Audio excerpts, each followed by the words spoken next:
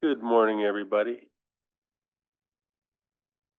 Go ahead and get started. Roll call, please, Jennifer. Mike Dawson, I'm here. Tom McDonald, Jennifer Finley. Here. Jim Molitaire.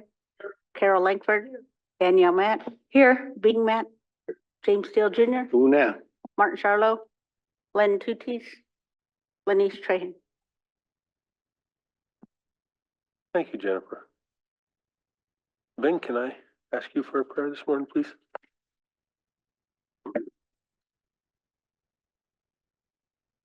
My name's Colin Sutton. We thank you, Creator, for your blessings that you give us today. We thank you for watching over our children, our grandchildren, and most of all our elders, Father. We ask you, Father, to watch over those that are in our police force and also our firefighters and whatever their jobs are, Father. We just ask you that watch over them, keep them safe while they're doing their jobs. Father, we just ask you to watch over those that lost loved ones lately, Father, and give them the strength to deal with their losses. Father, we just ask you that you get guidance to the council today as we have to make some of these decisions for our people, Father, Lord. And we just thank you for all your blessings that you give us in your name. Lemnum.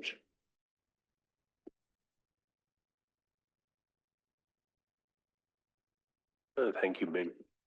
We have minutes from the 26th.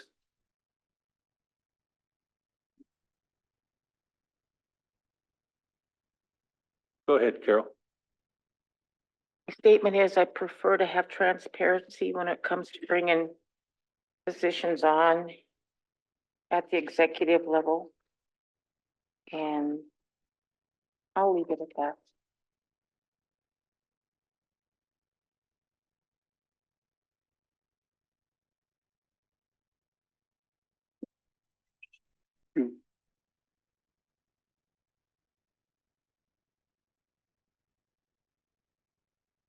I saw that Jennifer already informed Abby that the date is wrong in the upper right. It should be September 26th. Mr. Chair, Go ahead, James. page 2 at the top, Len Two Teeth would like an update on we are at the purchase. Can we change it to where we are at? And Two Teeth would like an update on where we are at. I think we need to put where in there. Yep, I agree. And I think you mentioned one on, I think we already got Arlen Tillier, security officer. Yep.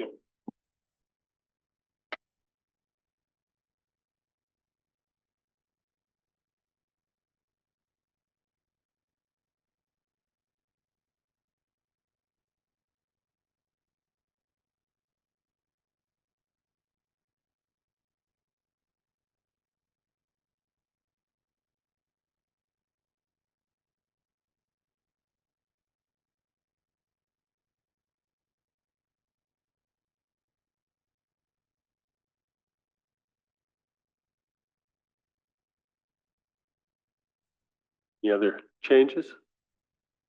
No, Mr. Chairman, I make a motion to approve the September 17th, or 26th, 2024 minutes with corrections. Motion by James. Second by Jimmy. Any other modification, change? All in favor? Got unanimous. Okay, Danielle is abstaining. We have an agenda today. Mr. Chair, real quick. Danielle, did you want to put in the minutes where you were? I thought you were on a meeting in Canada. Yeah, I emailed Abby to Okay. put that I was at the Buffalo Treaty in Canada that day. Okay, thank you. Sorry. Good. Any other items for the agenda? I see we have, what, 3 walk-ins? 3 walk-ins.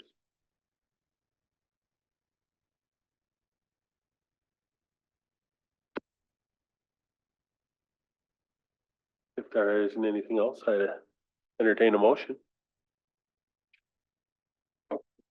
Motion by Bing, second by Jimmy to approve the agenda with additional walk. All in favor? Unanimous?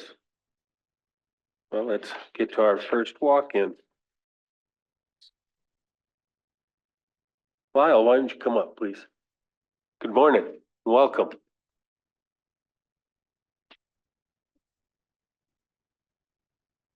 Come on up and have a seat, and then you'll have to push a button to talk.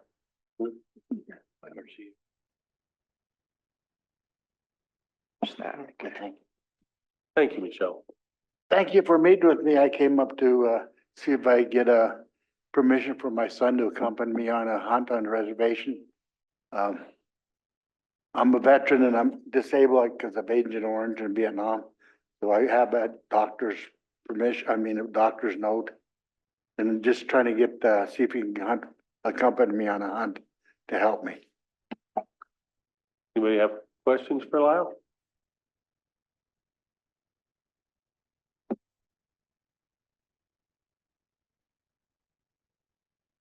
You know all the rules about the accompanying person not Yes. shooting and all those Yes, things, yeah. so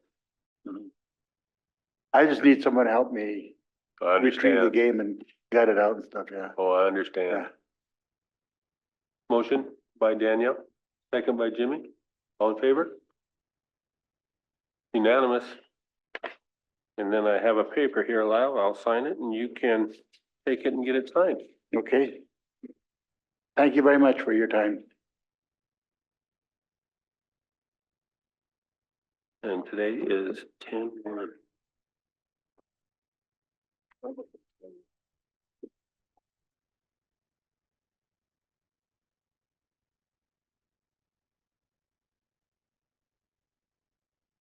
Yeah. I believe you have to write down the dates when you're out hunting too on that, so. And good luck. Bring home the bacon. Yeah,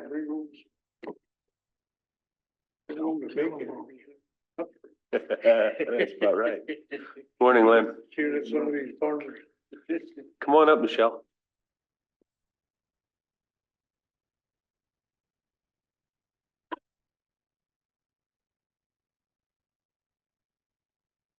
Good morning and welcome.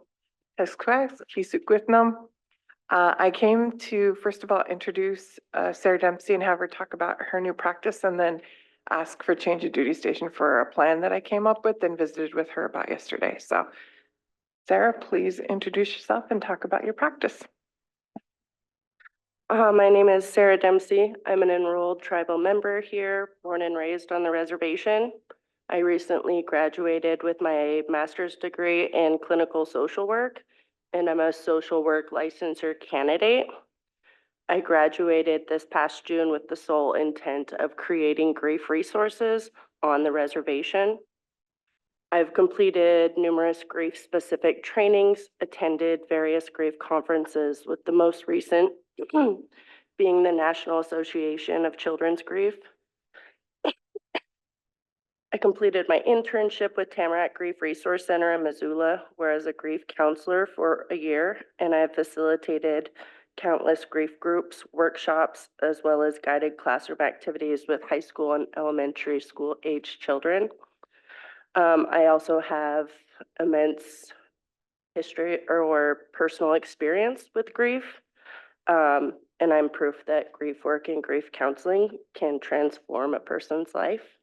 The person I am today and the person who graduated with this degree is a completely different person I was 7 years ago. Grief impacts Indigenous people at a significantly higher rate than other demographics. Death is something that we as Indigenous people experience from a young age, and it just continues throughout our life cycle. I didn't realize growing up that that wasn't normal.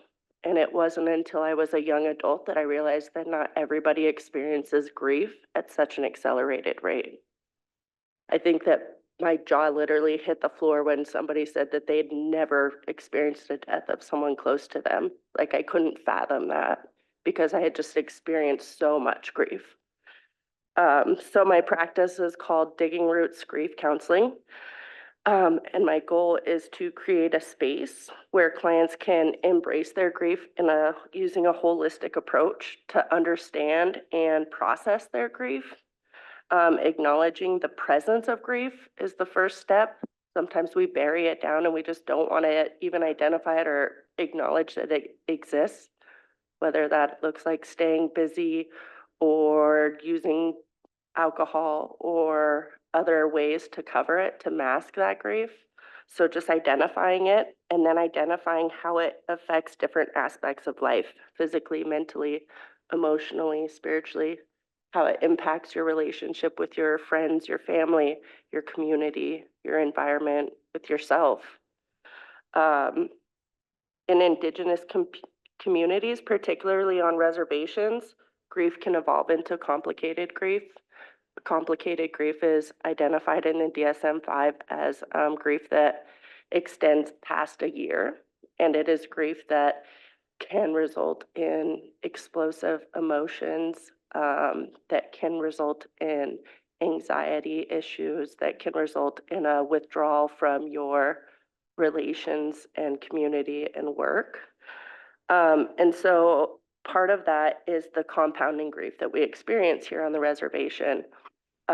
We experience a death and then you start grieving that loss and then another death happens or a traumatic event happens. So now you have these two things on top of each other. So you try to work that out in your head and then another death happens. So now you have three and pretty soon it just keeps stacking up until you just can't deal with this mountain of grief. And so I want to just acknowledge that grief affects not just the individuals, but entire families across generations. For generations, we've been experiencing this compounding grief. Traditionally, what I was told by elders was that we would mourn our loved ones for a year. And I remember as a kid having the giveaways at the 1 year. But I've noticed that that's not as common anymore. And I think that's because deaths are happening so frequently that if we were to mourn for a year and we were to hold on to those belongings and then do a celebration, that we would just be in a state of perpetual grief. And then it's just never ending. If you have to hold to that and mourn for a year, you're just mourning for the rest of your life. Because I know I personally haven't went a year without losing somebody that I love. I don't think in my whole life I've went a full year. So acknowledging that grief affects families across generations and that if adults and parents, grandparents, and caregivers can learn healthy ways to cope with loss, they can set a powerful example for their kids, for the teenagers who look up to them, learning how to process their own grief, identify their grief, and we can help break patterns of the unresolved pain and build a stronger foundation for future generations. That modeling is really important. And I think that, yes, I think the kids definitely need it, but I think that starting with adults and elders and having them model that to the kids is just the first step in healing. I think having grief resources on the reservation, I'm really hopeful for that. When I lost my son 7 years ago, me and my husband had to drive to Missoula to get grief resources, to get specific grief counseling. And that was really hard. And not everybody here on the reservation has a car to get to Missoula to get those resources. So I'm really hopeful and hopeful that this collaboration will work. Thank you. Thank you, Sarah. So this conversation came about organically by the tremendous amount of loss that my department, the staff in my department have experienced. And I'm looking out at you guys and know that you've lost loved ones this year too. And it is really hard to do the work that we do when we're not okay. And I'm not okay. And I'm driving this crazy train. So I don't know how to process grief. My kids don't know, and my grandkids don't know. And so I have a personal stake in this, but I also have a stake in it that we need to do better for our kids. And for us to do better, we have to be better. And so, um, so just a week ago yesterday, another one of my staff members buried a parent. And I have told you guys before, I have a really busy brain, and so I don't sleep at night when stuff like this is weighing heavily on me. And so as I was scrolling through Facebook, her post came up about her brand new business. And I was like, this is exactly what we need. And so at our strategic planning meeting last week, I sat next to Desiree and Joe and told them that I want to reach out to her and I would like to create a grief group and have it be open to CSKT employees. And then also provide her services to people who are attending group that want individual, but don't have the insurance coverage that her business accepts. And so Joe said that he would pay half and then I could pay the other half. I have 2 SAMHSA grants and this totally fits in there. And so, so 2 reasons for being here this morning. First one is to introduce you to Sarah and to get your guys' thinking caps on. The second one is to ask for a change of duty station when we get the logistics of her contract worked out and allow tribal employees to process their grief so that we can all work on this together. And I'm not delusional. I don't think everybody that needs it's going to show up, right? But I think if we are consistent and we keep doing this, that more people will come and start getting the help that they need.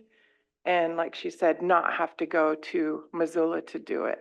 And I think it would be a huge show of support for council to give us that time to do this work. If you would be willing to do, we talked about 11 to 12 on Thursdays, but we're still working out the logistics of that.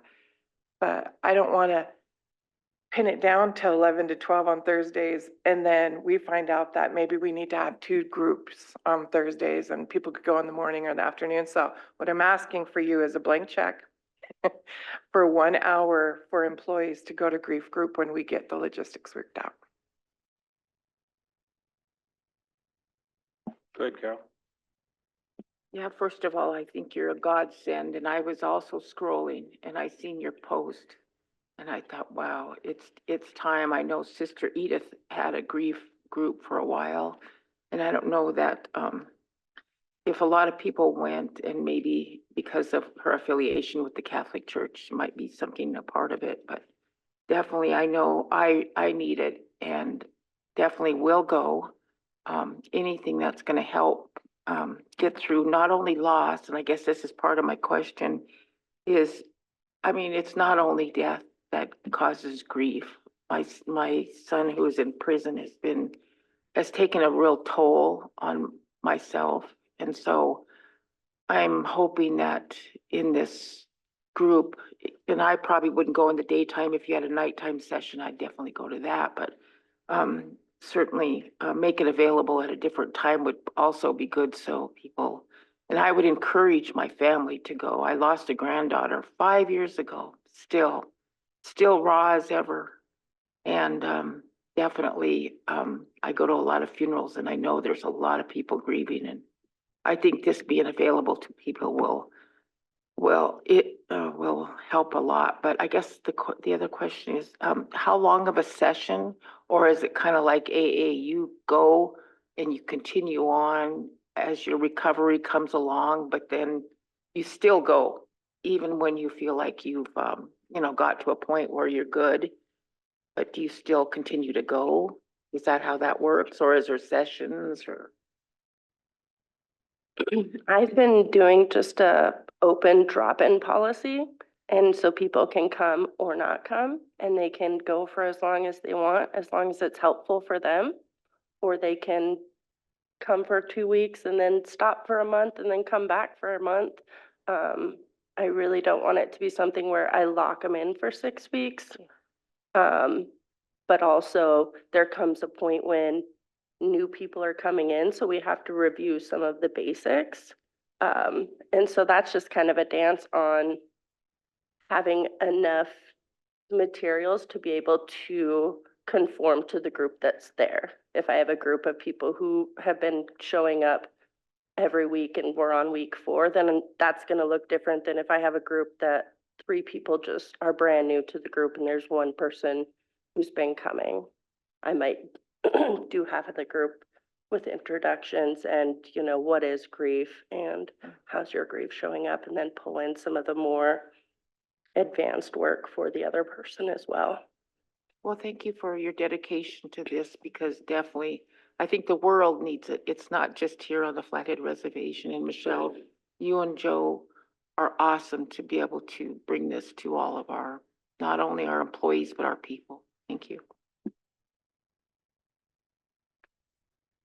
There questions? Go ahead, James. Yeah, thank you, Mr. Chair. So if someone drops in, what I'm trying to say is, are you eligible for tribal health to cover costs if folks are your provider through tribal health? If somebody drops in, can you charge tribal health for them, or? Currently, I am not covered with tribal health. I'm hoping to work something out with Desiree. I am brand new. My office opens on the 7th, so I'm still kind of working out the kinks. Currently, I accept Blue Cross Blue Shield, Atina, and Mountain Health Co-op. Okay, But I am working with tribal health to hopefully get that. you're in the old hair shrink rate. Yes, Yeah. yep, in St. Ignatius. So Michelle, you're asking for an hour a week for anybody that wants to show, and what happens when 80 people want to go? Then we better have enough room for 80 people. You can handle an 80-person group at one time? Have to get over to theater, huh? Yeah. I'm hoping for the hospitality room over there, because you can close those dividers and have some privacy, but it holds 120, so. Yeah. I actually worked with 140 high schoolers in a 4-hour period, so I can handle the 80 for sure. Well, it's certainly necessary, and glad to see you here, Sarah. Not exactly sure what action to take right at the moment.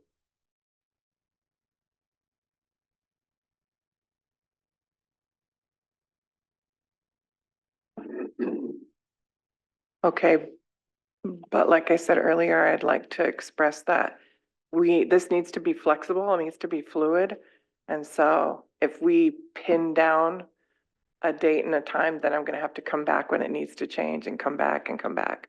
So I'm asking for 1 hour of approved change of duty station for whenever this gets scheduled and wherever. That motion, it sounds reasonable.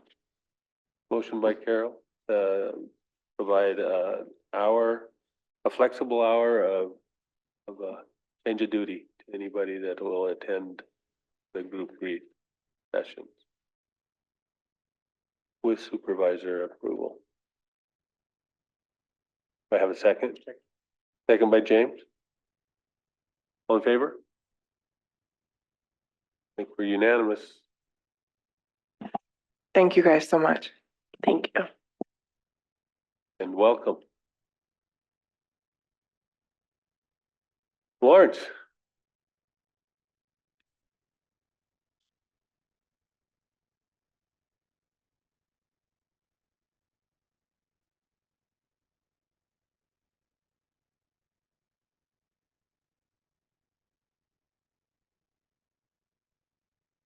Do you have your mic on, Lawrence?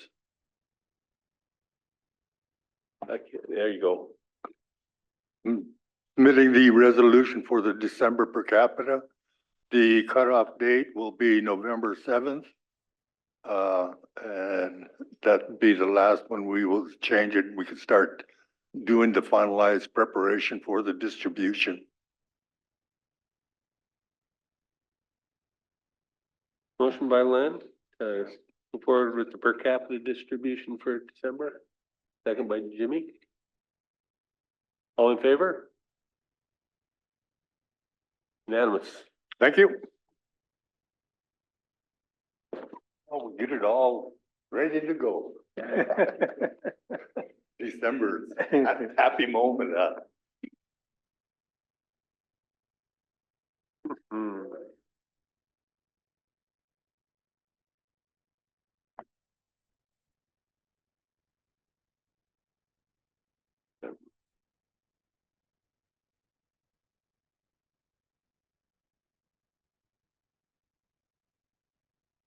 I don't have Ann Miller here yet, but I have Ruthie out here.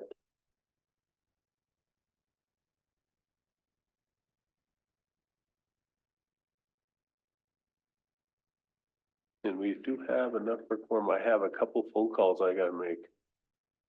So, James, if you'll take over. Yeah, no. Yeah, take a break, huh?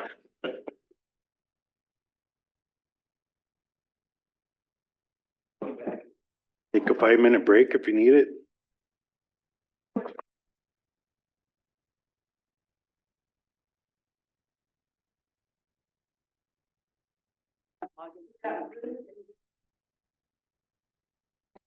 Okay, we're just gonna take a 5-minute break. All right, Ann, go ahead.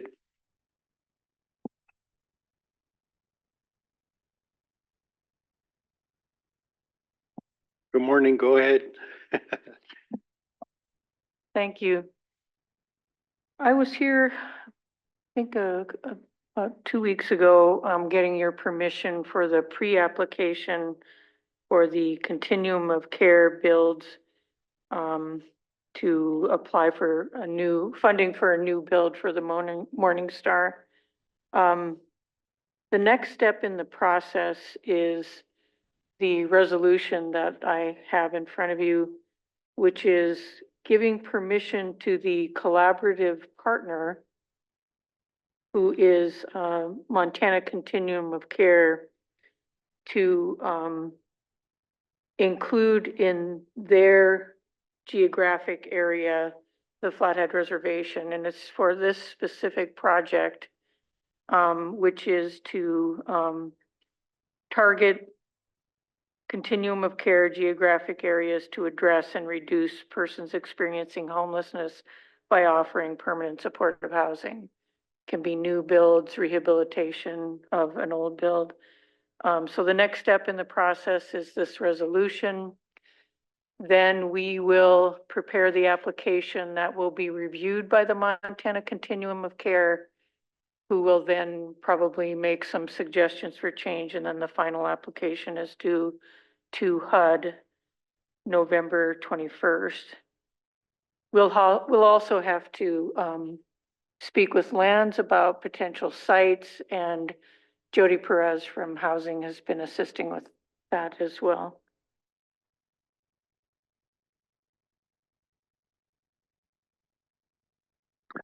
Yeah, I believe we need a motion to approve. Motion by Carol. Is there a second? Second by Lynn. Any questions? All those in favor?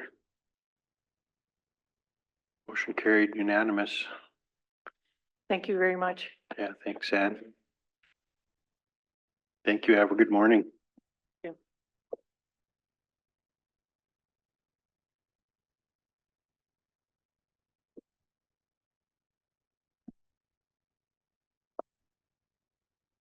Esquext, Ruth, Greg, Esquext. Squicks.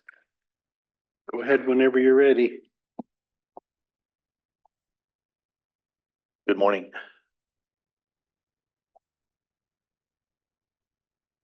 Jen, can I share the screen or is, Want me to go first? go ahead, you go All first. right. Ilamihum says I can go first. So already, I know it's October 1st, we're already modifying our budget. So we've been awarded tribal justice support funding, and this is a great addition because it's going to support tribal prosecutors for a portion of their budget, so that's very welcomed. We also have a smaller award that the legal department will undertake to do the laws codification and hosting online through a contracted service called Civic Plus. So these are two pretty important add-ons to the BIA compact. Just wanted to mention those. And then at the time you approved the enacted appropriations, we hadn't gotten approval of the Sedlish Stanka Kalispa Dam mitigation budgets. So those are now included at just over $4 million. Then we're also providing some spending authority in both of the IHS and BIA compact programs. These are the ones that carry forward, but we have to just give a portion of a spending authority for the first 60 days of the year. And then after we do closeout, we can post the actual carryover amounts. So that resolution is an increase of 11.9 million. There's my 11,992,498. Total increase will be, or the total increase to the appropriations will now be 216,952,912. The amounts only increasing for both the self-governance compacts and settlement, which is the mitigation budgets in there.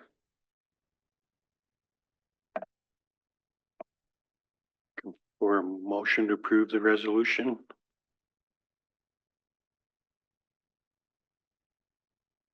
Motion by Jennifer, second by Danielle. Go ahead, Lynn. Thank you, Mr. Chair. So I need to know what this means.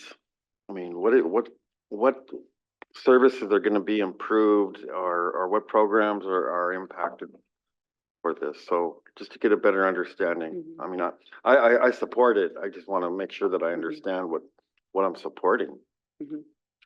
In 25, the prosecutors, along with all of the other law enforcement related programs, were given increases to their budget because they're anticipating more workload due to PL 280 issue. So prosecutors, what this BIA award does is it offsets tribal spending. That's the most important thing there. They're not getting another increase, but we're able to offset tribal spending that would have occurred. And spend it elsewhere? Yes, if it's available to do that. In the prosecutor's case, it's going to support 3 positions and some operating expense. So it's just under 400,000, like 384.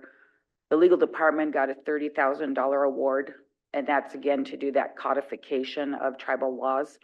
So that is something that they had put in for and was approved for.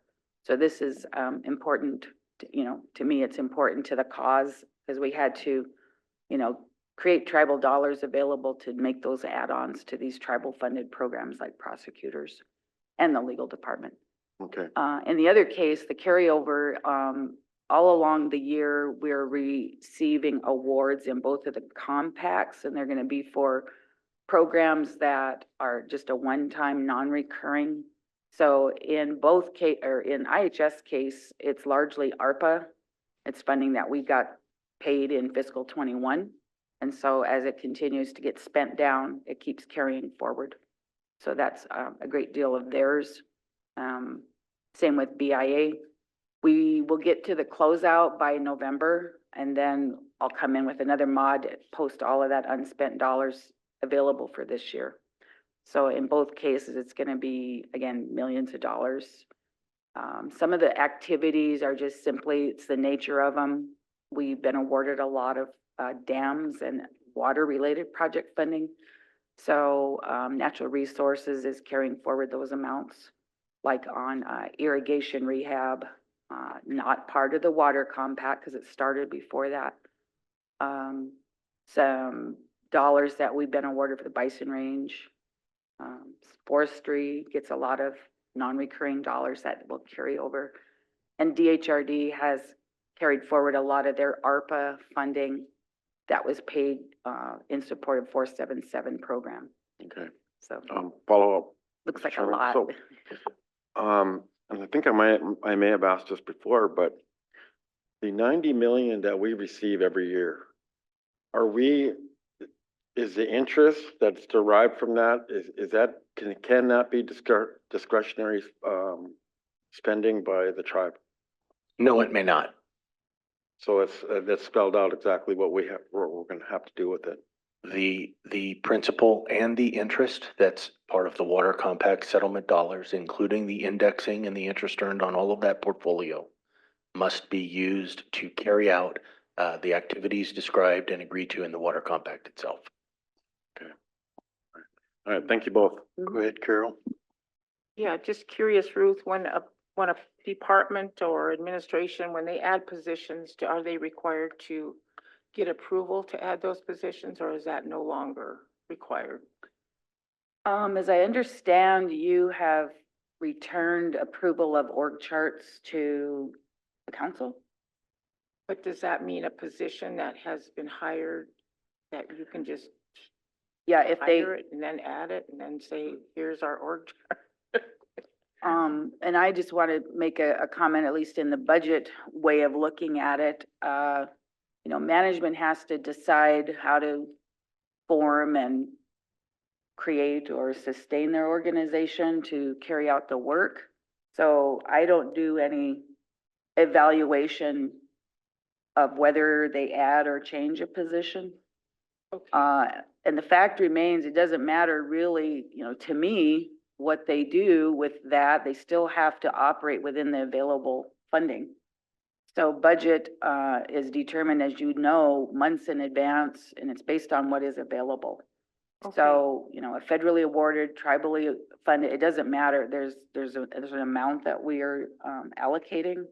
And rarely would we be able to ever change that, especially in the federally awarded, generally pretty well set.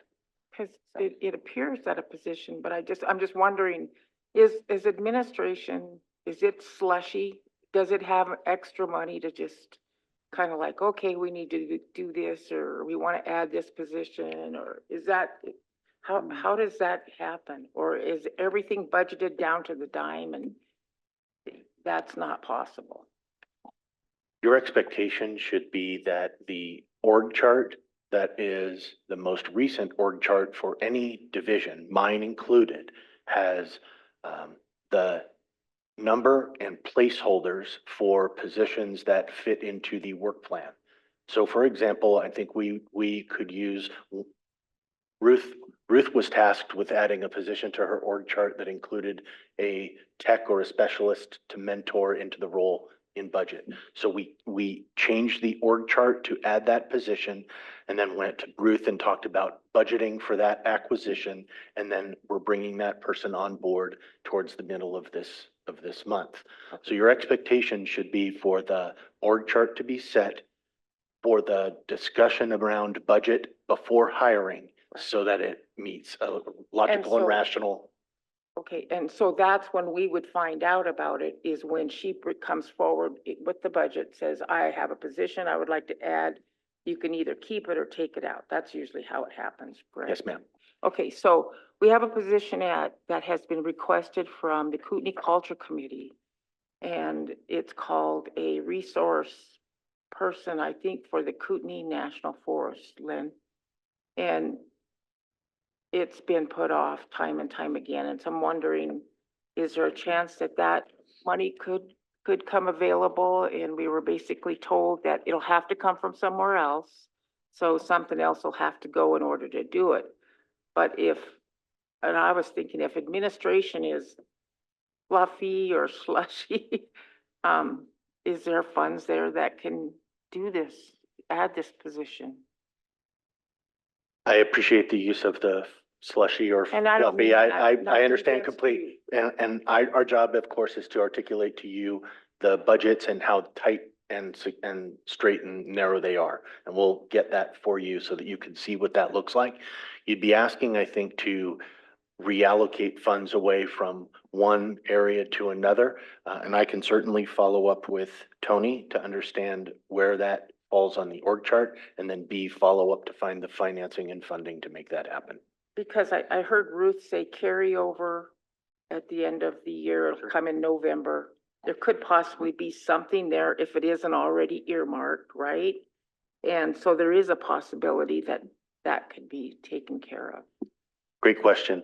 The non-compact funded divisions within the organization that are funded with precious tribal dollars, that are funded with IDC, that are funded with those types of other funding dollars, do not carry over. So if a program has a spending authority that's been authorized by the tribal council for the upcoming activities, it is not a use it or lose it example. It is not a spend it or you won't get it again. All of the budget development for fiscal 25 includes at or above what each and every program that was tribally funded had asked for. So there is really good funding going forward there. So we have a, excuse me, a motion and a second to approve the budget modification resolution. Any further questions? All in favor? Unanimous with the chairman out of the room on the phone, both this action and the previous one.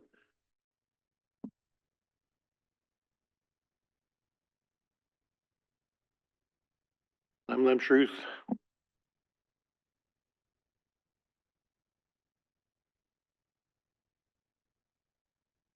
Open or executive?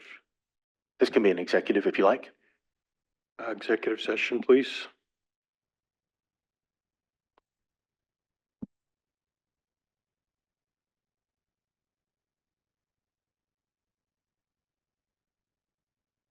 Session.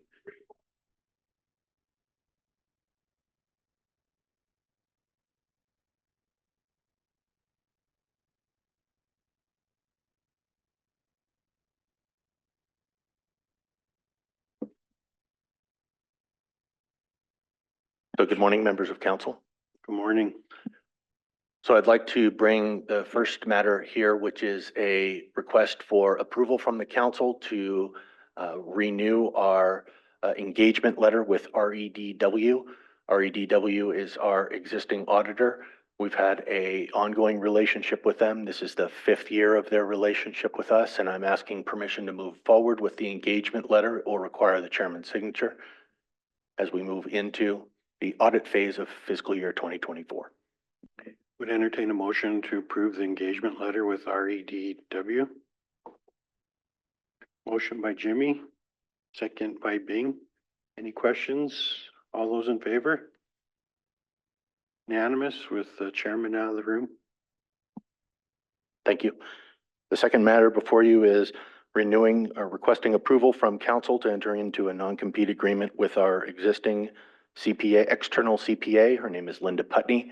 She's been with the organization for over 7 years. She provides expert external eyes to review any and all of our internal financials before they're sent to the auditor. She's been an important support to the organization, and I'm requesting that we move into another arrangement for her for the new and upcoming fiscal year. Need a motion to approve the contract with Linda Putney. Motion by Danielle, second by Jimmy. All those in favor?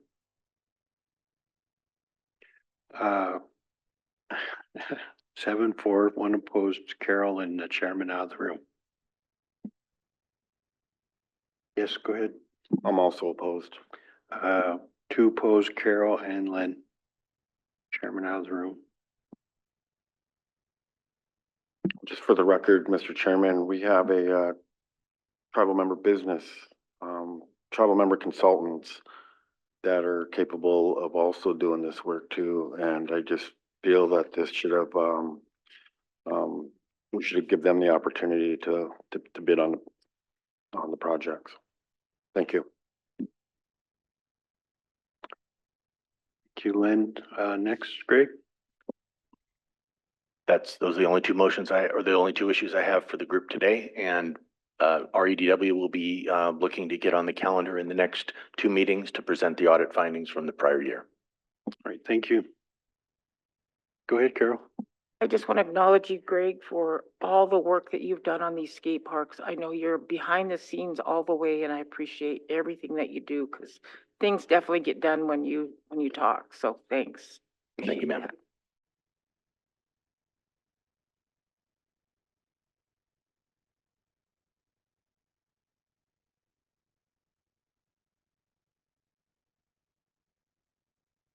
We are ahead of schedule. Lyndon is on his way. Okay, I don't know if you guys wanted to finish your 5 minutes up since take I a little cut it break short. if you need it. All right, back in session. Go ahead, gentlemen. Make sure to turn your mic on. Sorry, do you guys see Matt Ogden's screen? Yeah, we see like a reduced sorry. cost paragraph. Oh, now we're going up. Sorry, yeah, There we go. Justification for waiving formal purchasing procurement process. yes, All right. When you want to talk. right here. The button, oh, okay. Oh, so, yes, I'm Matthew Ogden. I'm in charge of, plant production. And, I'm here to discuss, waiving the formal purchasing and our, procurement process and allowing for a, sole source, contract agreement with, Woodstone Construction Company, which is a native-owned company, construction company, with extensive knowledge in, construction and certainly specialized expertise in this area. I'm hoping that we would also, yeah, there's a couple of issues too that go along with that. And that's, you know, I'm concerned about if there was a delay in completion of the project. And because we have a number of grants and funding sources that depend on, that have deadlines. And then, of course, we have future funding that is contingent on that too, on success of this project. It's of course a fairly high profile project. It's a, you know, probably, oops, sorry. Yeah. So, I mean, should I read off of this or just continue? No, you could just highlight it. Oh, okay. So, I think, the main points here, is that, Woodstone is certainly uniquely suited for this, for what we're gonna be doing. They've been involved in these extremely large projects. There's a project up in, the MHA project, Nations Project up in Parshall, North Dakota. That one is, 15 acres, under glass. It's a food sovereignty program up there. And it's a really fascinating project and very intricate and, you know, because it's providing, you know, a food source for several tribes in North Dakota. Excuse me, MHA Mandan. Yeah. That's a Rikara. Exactly, Okay. yes. So of course, ensuring continuity and quality. So they have a unique partnership with other companies, and one of them is the one I've been working with is Prospient Inc. And they are one of the largest greenhouse manufacturers. In the past, I've actually worked with them in designing and putting together some greenhouses that I've used in the private sector. And I know I've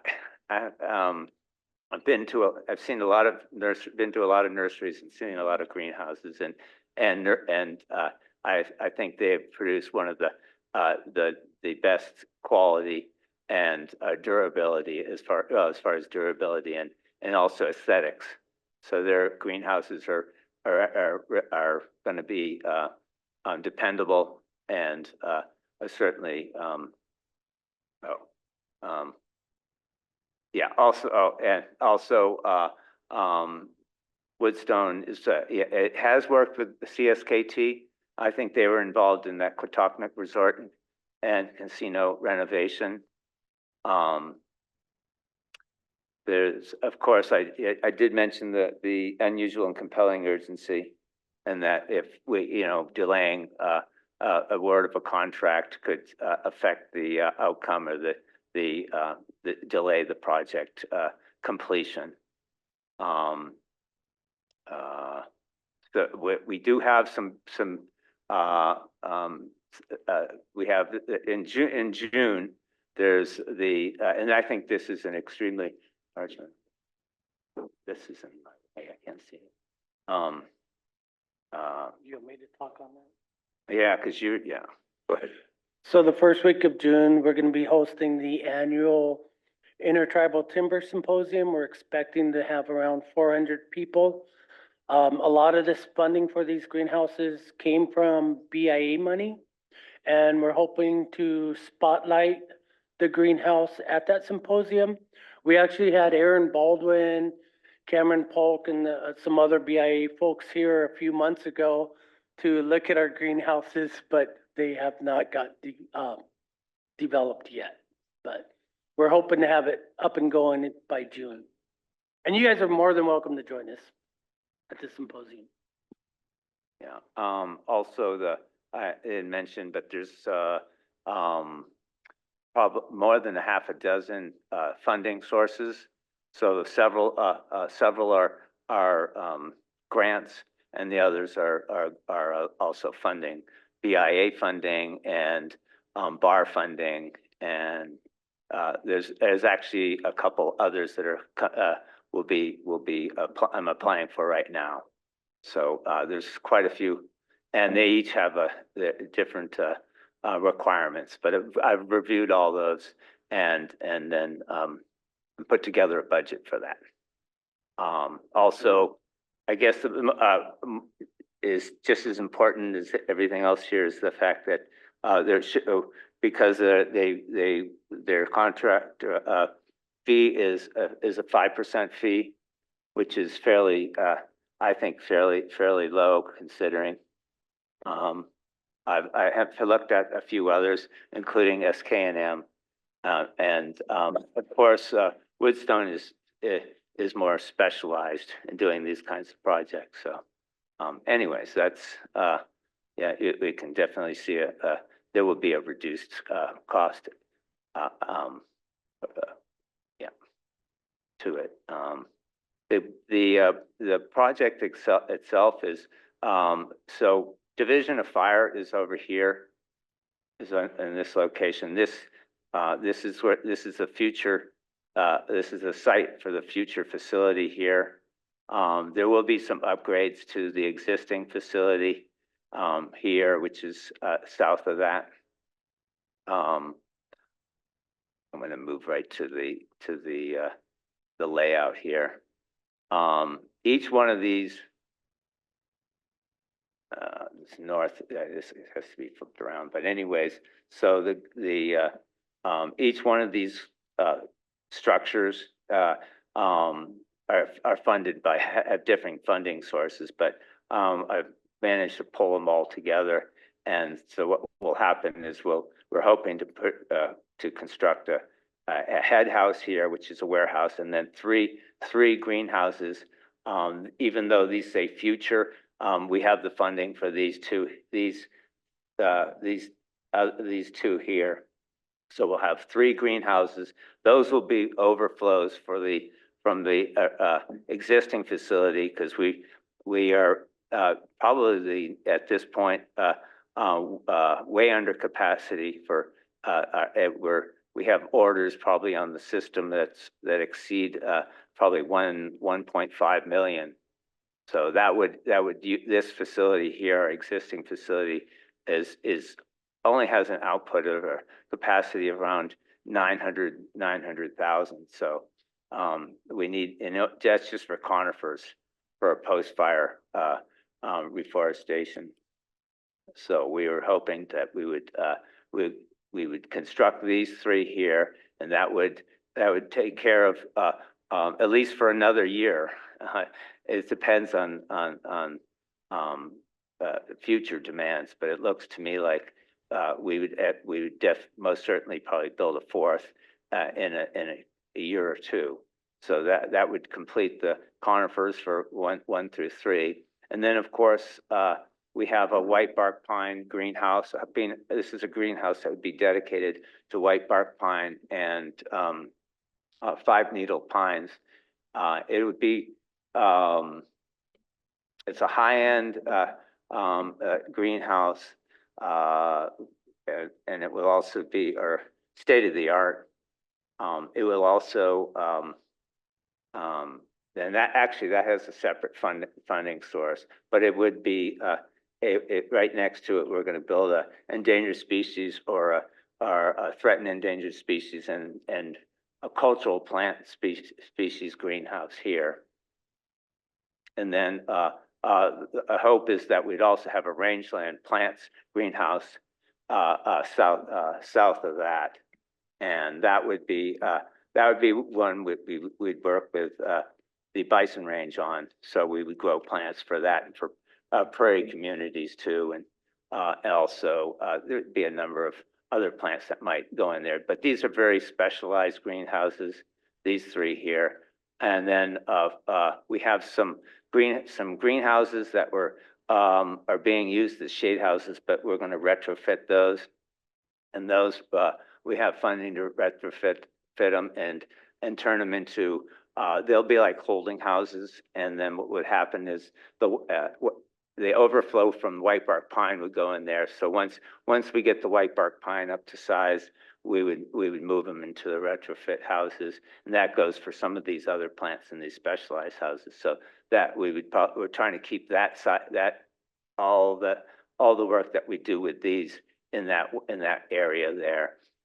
There is also, I'm looking at funding for this dual atrium greenhouse, and that would be for, we have a contract coming up with the DNRC for large containers.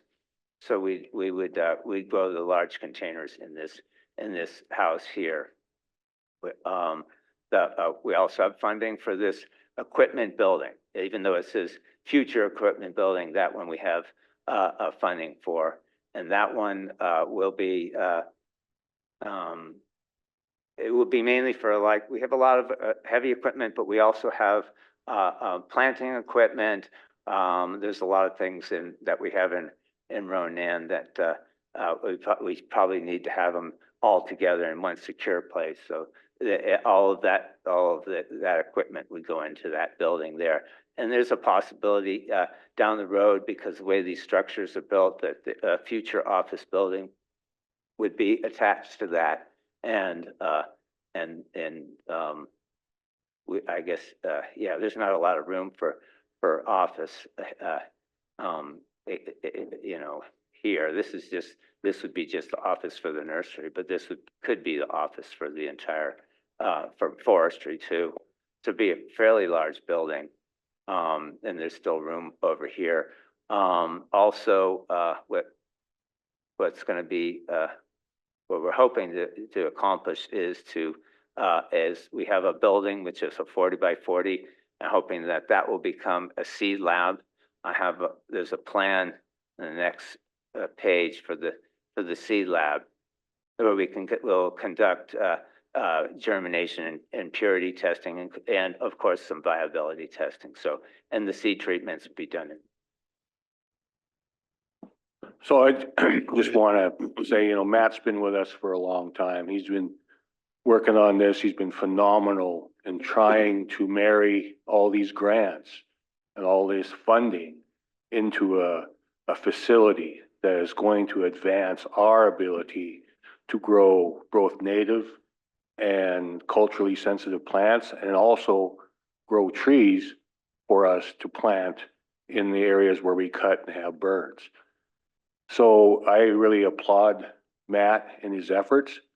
He's very detail oriented, as you can tell, and he has come up with a way to facilitate all of this opportunity and put it together in a way that is going to really make our program excel in the world of regeneration. So what we're asking, the firm that he's wanting to work with is a natively owned firm and has experience with us with the Quatucknuck remodel back when. And so we've gone through all the processes. We've gone through Indian preference. We've gone through all of the hoops, and now we're to this point where we need to sole source this if possible with your permission, so we can get this undergoing. We were really had planned on starting to break ground last fall. And that didn't happen because we didn't have all our Ts crossed and stuff like that. So now we're at the point where if we can get going, the sooner the better. Some of these grants and funds are going to time out unless we get them started. So that's our ask today is to allow us to go with a sole source contract with this firm, which is Woodstone. Questions? Carol, go ahead. My question is, have they done this kind of work before? Yes, Okay. yeah. Yeah, and then, why, and you probably can't, maybe you can answer this, why is there a 5% and 18% difference? I mean, that's. I don't know, but why there is, but that's when I spoke with these folks, that's what they quoted me. Okay, anyway, some of that's probably a dividend back to the shareholder, which is us. So anyway. Yeah. That's their Is that standard your rate. But yeah, Yeah. I understand. Okay. Right. Yes. Anyway, I would make a motion to proceed. I think it sounds well thought out. And with everything that's going on down there, I think it does need to be organized a little bit. Of course, I'm not in forestry. I should even make that comment, but there's one in Ronan, there's one out here.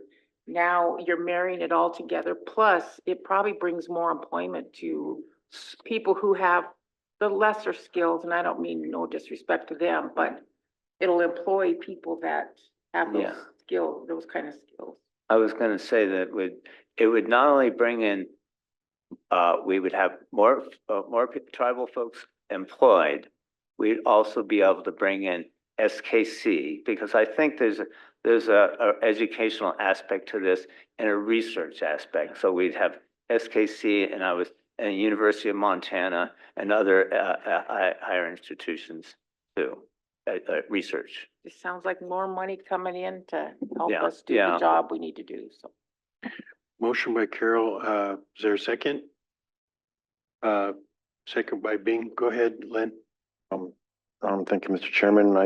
I support the project and the request, but, I would also like to see some kind of collaboration with our food sovereignty program to utilize some of this space. Would utilize one of these greenhouses for their operations also, if that's. I have thought about that too. So, a couple things on this property, not only just this property, but also the nursery that we have in Ronan, that we are upgrading that right now. And I've been talking to them a little. I was hoping that it's for us to work together it just makes so much sense. And a lot of what we do it will enhance what they're doing, and what they're doing can enhance what we're trying to accomplish too. So I think that not only was I thinking the Ronan facility that we would basically just give them, that they might end up with that facility and it will be upgraded. That's a place they could get their starters going. But also, I was hoping on this property that we would make room and we would allow for use of some of these buildings to get starters going. And then, of course, there is the garden here. Where is it? Oh, it's way over here. But we aren't going to move this. This is going to stay. And then we were hoping that we could collaborate and utilize not just that garden, but also other areas where they're doing they're cultivating too. So I definitely think it would be a great opportunity for all of us. I can add to that too. So when we were up at Kootenai Culture Committee last month, they had mentioned when we were talking about our greenhouse expansions, that it would be great to have a greenhouse in Elmo. So there's a discussion about possibly having community greenhouses and then tying in the food sovereignty program with that. I know that the BIA, they're gonna have some more Build Bar funding coming out. And that's something we're gonna be looking forward to as far as additional funding is how could we tie in food sovereignty and in these communities and also have some community greenhouses for our tribal folks. Go ahead, Carol. Just gonna say, you know, the Reservation Extension Office also provides greenhouse, because we built on a property, had to come up with, I don't know, so much money, and then they gave us the material, built it, and then we got reimbursed back for it. So, and it's a huge greenhouse. So there, that kind of money is available too for communities, I would think. That was Montana State or It was with, the guy that used, no, it used to be, now it's Brenda Ritchie, but it was the other guy, the tall guy. I can't remember his name. Brenda He used Ritchie, to work that's it. right down here though. Okay. Thank you. So we have a motion and a second. All in favor? Unanimous with the chairman back in the room?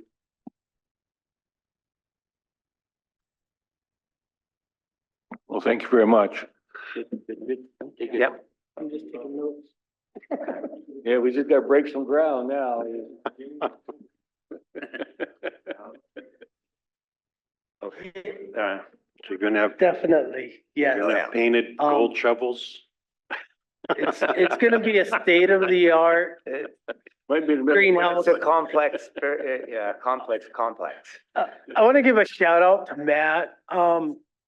This proposal that he put together, it was so impressive that the BIA actually called me and they're like, we have another tribe that's wanting to put in money for a greenhouse.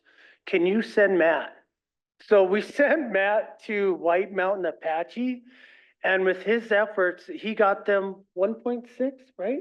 I believe it was. More than that, but Was it more? yeah. He got them a couple $1 million anyways, and helped them out with getting a greenhouse, so, yeah.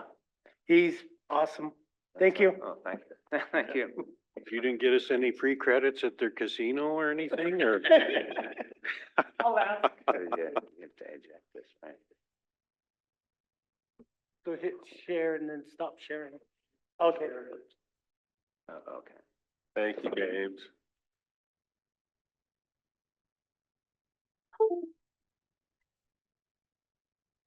Thank you. Support any greenhouse activity.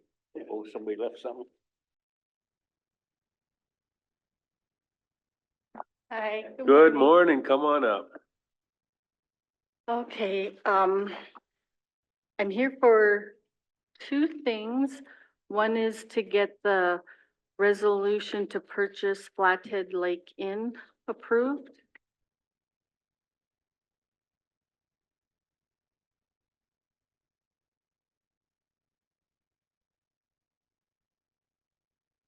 I did too.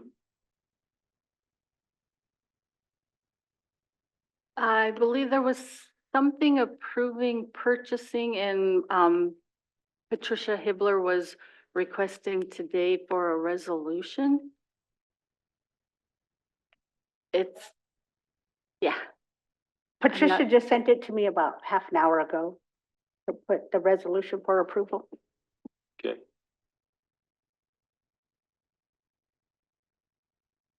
Uh,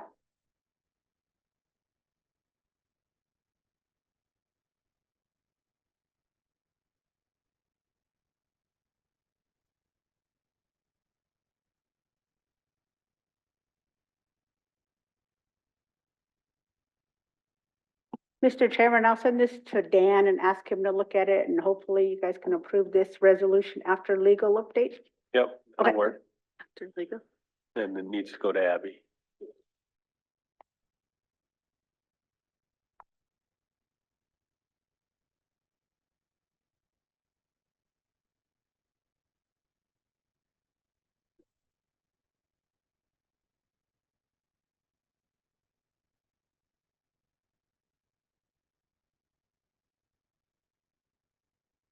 Okay. Um. And is that number two?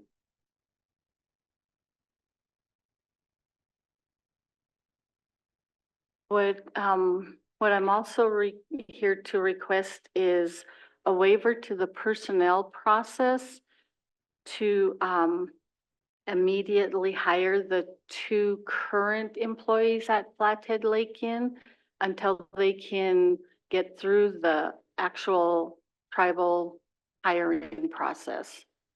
The reason for that is we have 3 students from Coeur d'Alene tribe who are attending SKC.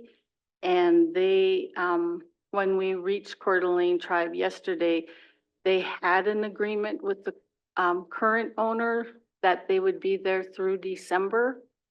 And since we're purchasing the place, we want to work with Coeur d'Alene on the children to, the youth, to keep them there.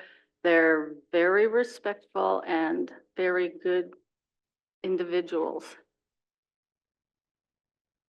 They wanted me to say that.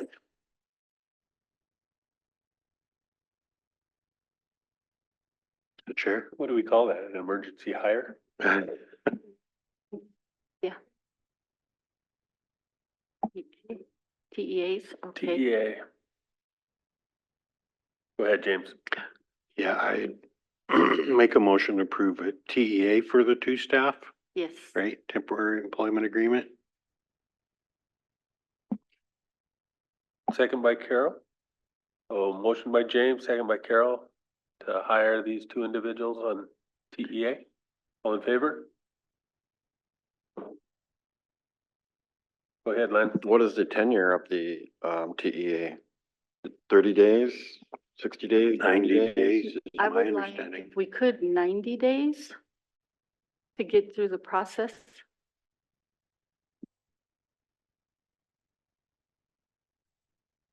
A year?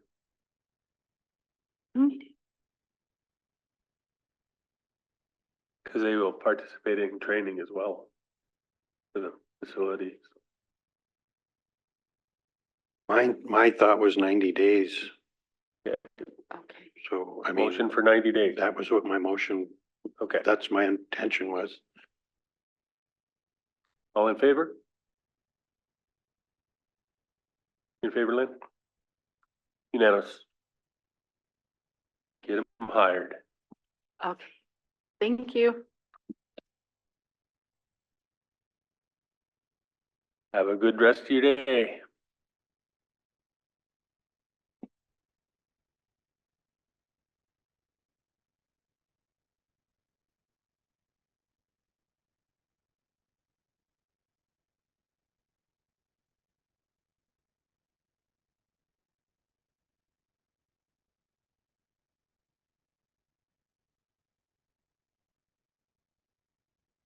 Go ahead, Lynn.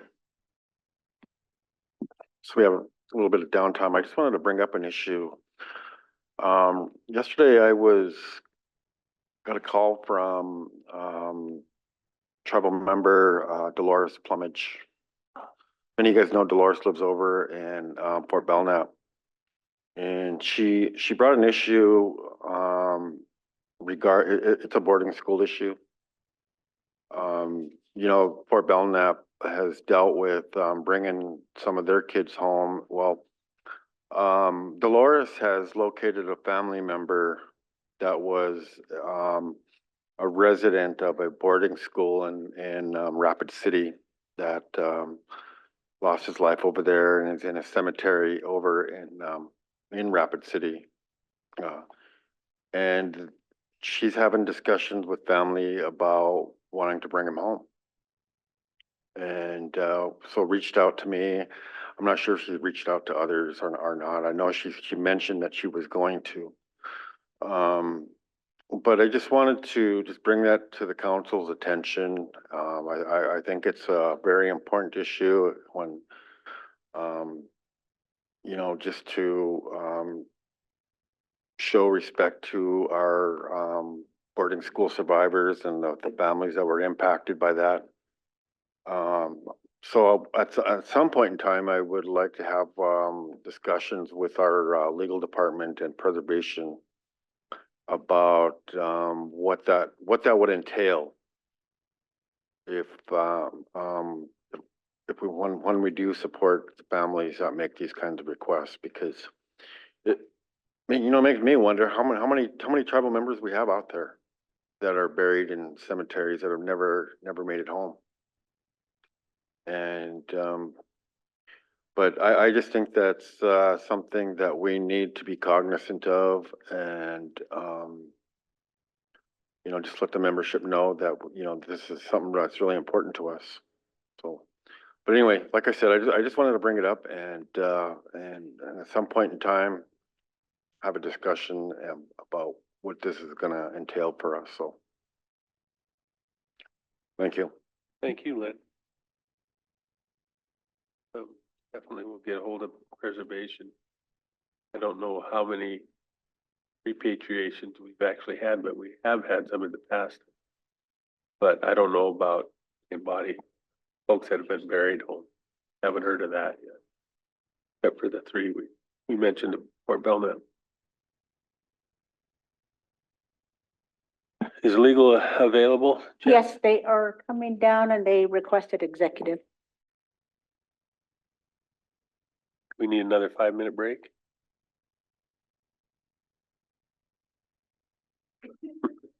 Well, we'll go out of regular into executive and we do have the resolution to purchase the Flathead Lake Inn. I would entertain a motion. Motion by James, second by Jimmy. All in favor? Unanimous.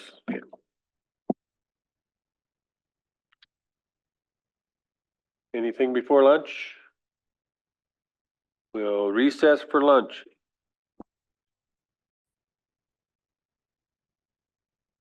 Go ahead, Len. All right, thank you, Mr. Chairman and members of the council. And I remember when we had this discussion previously, I brought up the idea of utilizing our own tribal member divers.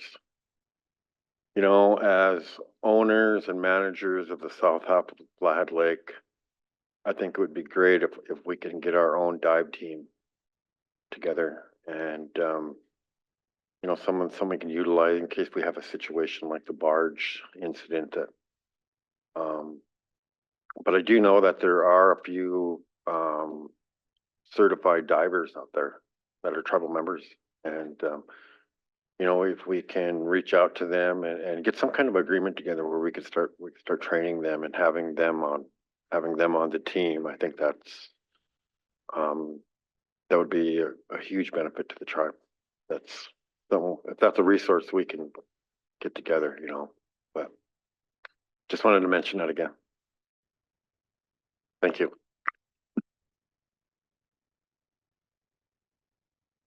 We have in front of us a request to move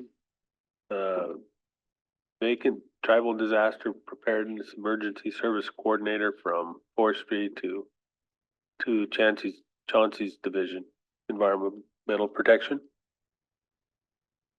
So, Mr. Chair, it'd be an org chart update. Okay, thank you. We'll need a motion on that. Motion by Danielle. Second by James. All in favor? Unanimous. So we'll move that. We'll update that org chart. Thank you, Mr. Chair, members of the council. Thank you. Chauncey, I'll sign this and could you get Tony to sign it, bring it in?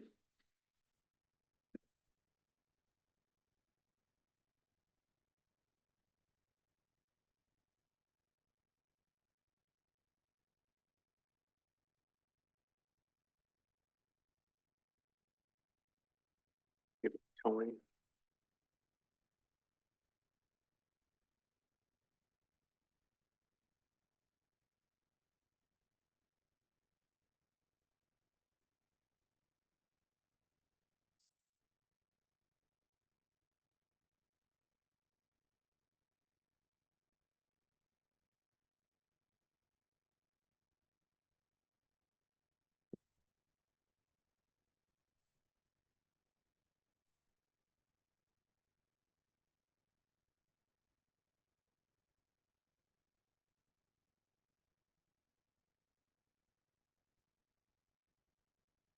It's gonna be hard.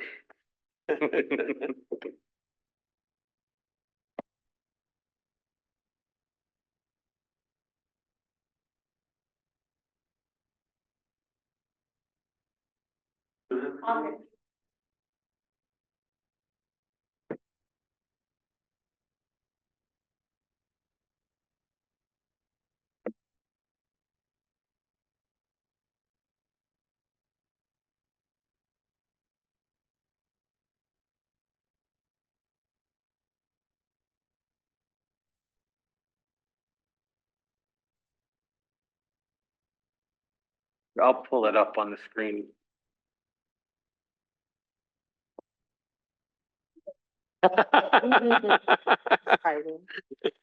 That might be good for Bing. He doesn't have to see me. Tom's not here to give me heck today, so feel free, everybody. Good afternoon. Again, I brought Mark Couture from Tribal Lands. He's the department head. I also brought Les Everts, our fisheries program manager, and Whisper Camel Means, who is our division manager of Fish, Wildlife, Recreation, Conservation. Todd Espinoza could not make it today. He's our wildland recreation or a parks manager. But we want to talk to you today about Locust Lane and help kind of look at maybe coming up with some solutions that will be beneficial to all the stakeholders down there. Mark and I have been talking about this for a few weeks since it was closed by tribal council, and we got a complaint from one of the landowners down there who may have a lease, correct, Mark? Yeah. Yeah, and then we got subsequent complaints from tribal members that utilize that area for rafting and recreation and fishing and just whatever. I can tell you from experience that the one or two times I've been down there, I've never seen garbage there. The site was immaculate. And it was just developed impromptu. We did close it at one time. Our wildland recreation program did close it, placed large boulders there. And then we don't know who, but the boulders were moved. And we don't know who did it. It could have been tribal or non-tribal people. Took heavy equipment and moved it. And so we just don't know who did it.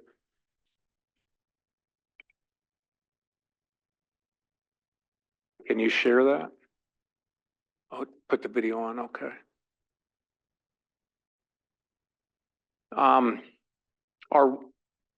Our wardens did not do that. Our wardens did not close that site, but they patrolled it.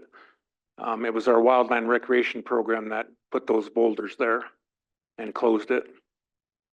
And again, we still don't know who removed the boulders, and we did place cameras there, so we couldn't definitively say who reopened it, but it became kind of a halfway point for floaters to utilize that site and take out. From my wardens, they've said compliance is at an all-time high. Our wardens actually are down there quite a bit. The people that aren't compliant are the local non-member people, but even them are starting to become more compliant because our wardens are doing a really great job of getting out there and checking people. As you can see from our revenue was up to 1.2 million last year, and we suspect that might be a little higher this year, but we'll know here shortly. When the complainant talked about seeing out-of-county plates or out-of-state plates, we still don't know if those are non-members or not, because we have a lot of non-members and tribal members that do not live in Lake County. They may live in Missoula County or Sanders County or Washington, Oregon, Idaho. We don't know. We just don't. And we can't decipher who's tribal and not without checking their IDs. So it's kind of difficult. As well as our wardens have found that place to be clean. Very clean. You know, if there's maybe a lost pair of shorts or a towel occasionally. But the one thing I can tell you is that the 2 times I was down there, it was very clean. But I know the complainant had some issues with gates, and you know, Mark and I want to come here and talk about that. How can we find solutions? Maybe look at a cattle guard that is or some fencing opportunities that we can help with that can help alleviate his concerns and her concerns. That can make it beneficial for all stakeholders, tribal and non-tribal alike. So I want to turn it over to Mark. Thanks, Rich. Good afternoon, Chairman and Council. So up on the screen is the launch right there. This is the approach to the river that has been upgraded. And this corridor, all the way up to this line, this whole peninsula, all the way down through Locust Lane, down to Schoolhouse Lane, is Range Unit 47. This is the main Locust Lane entrance right here. And here's the county road of West Road, and then it goes right into the tribal parcel. We do have a cattle guard to get installed right here to try to prevent the cattle from going out onto the main road. One of the lessees that are down there on that range, they have installed gates on it before. We just upgraded the fence line around the boundary. We put in a wire gate there. They would leave the wire gate open, and then finally they just removed the wire gate.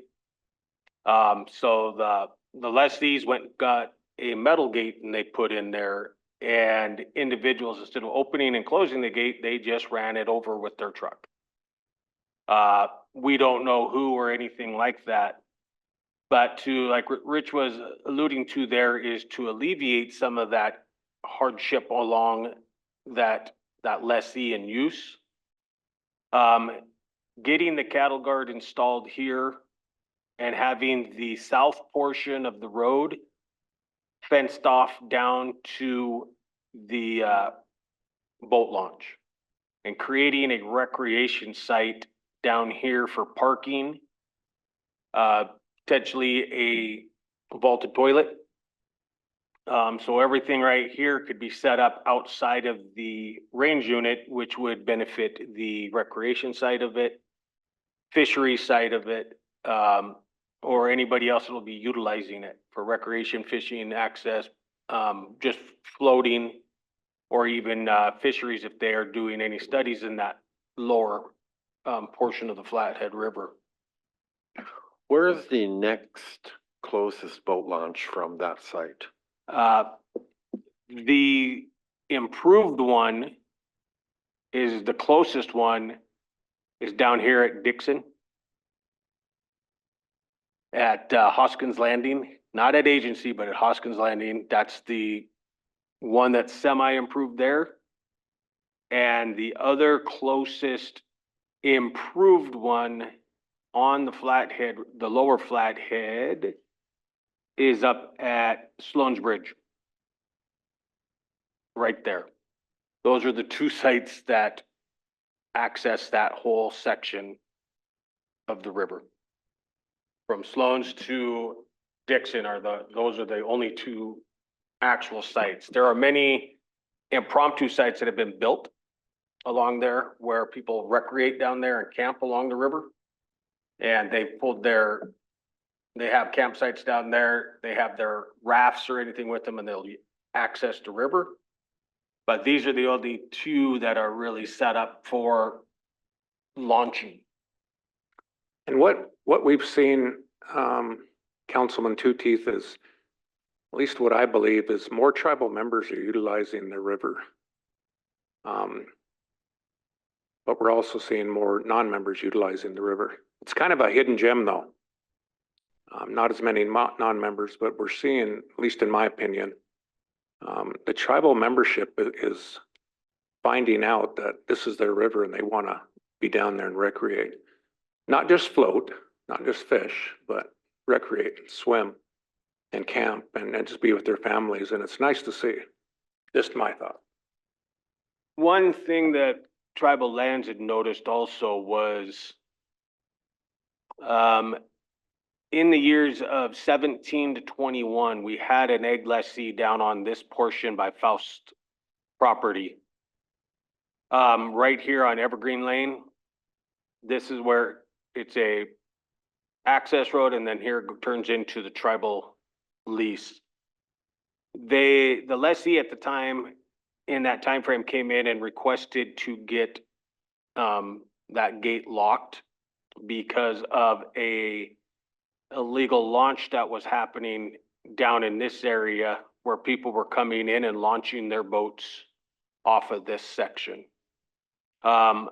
One thing that was happening in here, since it was more secluded, they were down there partying and whatnot at the river, but they were driving out into the field back here, and this is an irrigated field, and they ran over some of the risers and damaged some of the irrigation equipment. So that was why this one was determined to be locked, was for the protection of that irrigation equipment down there. Consequently, when that happened is pretty much when the Locust Lane one became more readily used. Looking at Todd's write-up that he had provided and Dan McClure's write-up, was that they said around 21 or so is when they went down, and Wildland Rec had went in and put the boulders and everything to shut down the Locust Lane site. That was right around the same time that other site was closed the year before, so that's when that one was starting to be used more. The biggest issue for the egg component on it is just the cattle getting out onto that main county road. So if this launch was to stay open, the best would be to get the cattle guard installed with a wire gate off to the side so the producer can get in and out of there with their livestock without going across the cattle guard, but then also fencing down the north side of the road and the south side of the road and creating a recreational zone along the tree line to prevent cattle from getting into the river corridor. That does beneficial, not just the lands department, the lessee. There is water up there with the irrigation canal that they can get in for stock water, but it also prevents the cattle from getting into the water for water quality, and degrading and eroding the launch site. And it just prevents them from there, but it would give the individuals who want to be down there recreating access. But that would be where Wildland Rec, NRD, lands would all have to be getting together to come up with the recreation plan for it, to be set up with council's blessing. The main improvement is cattle guard. Cattle guard to be installed and fencing along the roadway and with gates so they can rotate pasture from the south and north to make it more accessible without the cows getting out onto private property or onto the county road. Other thoughts? Become an official boat launch? Official rec area, Daniel? Just, between Locust and Dixon, there's another spot that I always, I guess, believed was a developed site. There's one of the metal rings that I see out at other tribal sites that looks like a designated campsite. And there's a nice place down below where people will launch their boat down further, down the river. And that it's been still being used even into this summer. And that site has all of the four-wheeler trails, throughout that probably shouldn't be down there. But my fear for Locust is, I would hope it's got a no ATV sign. Even with the map there, you can see one road's rough, so they start creating other roads. So if we develop it, I'd like it to have one nice main road getting down to it so they don't keep disturbing all of the other ag land that's out there. But if there's any plans to do that, the other site downstream could really use some TLC as well. And I can share the map and show you guys where that one is. Yeah, let me pull that up really quick. That's down at the dunes, right? Down past the sand dunes, yeah. Yeah, we definitely monitor those. And we have just got 2 more ATVs for our fishing game wardens that they can actually patrol on those now, or will be able to as soon as we get them. Because what they told me is it's hard to chase a 4-wheeler when they're in their big truck. We have posted signs, but without putting the big steel ones up, they get shot up and tore out. And unfortunately, when something looks like a road and they're on the road, it's very difficult for us to, well, we could ticket them, but they could just argue, well, it's a road. And typically the judge will throw it out. And so we're working on updating those signs where we don't have them and placing more of those steel signs out there so it's posted. But I hear you. I definitely do. Yeah, because, I mean, it's great. I'm excited for this launch and us and people to have access as long as it stays clean, and our tribal member that's concerned his cows are safe out there. But that Hodgkinson Landing down there, I mean, it is the most popular used site there in town, easy to walk to for the people that live in the community. I mean, but you can't hardly launch from there or pull anything out from there. That ramp hasn't been shown any love for a number of years. I'd like to see that either fixed or that nice, easy spot to get in from the old pool yard. It's just a really nice, easy slope to get into the river. It's even easier to get in down there than it is to try and get down that steep slope in town at Hodgkinson's Landing. So if, with doing this, if we could even fix that one that the town folks use, one of the 2 sites, make up our mind if we're gonna fix the one in town or develop something nice and get a vaulted toilet down there and get some good river access.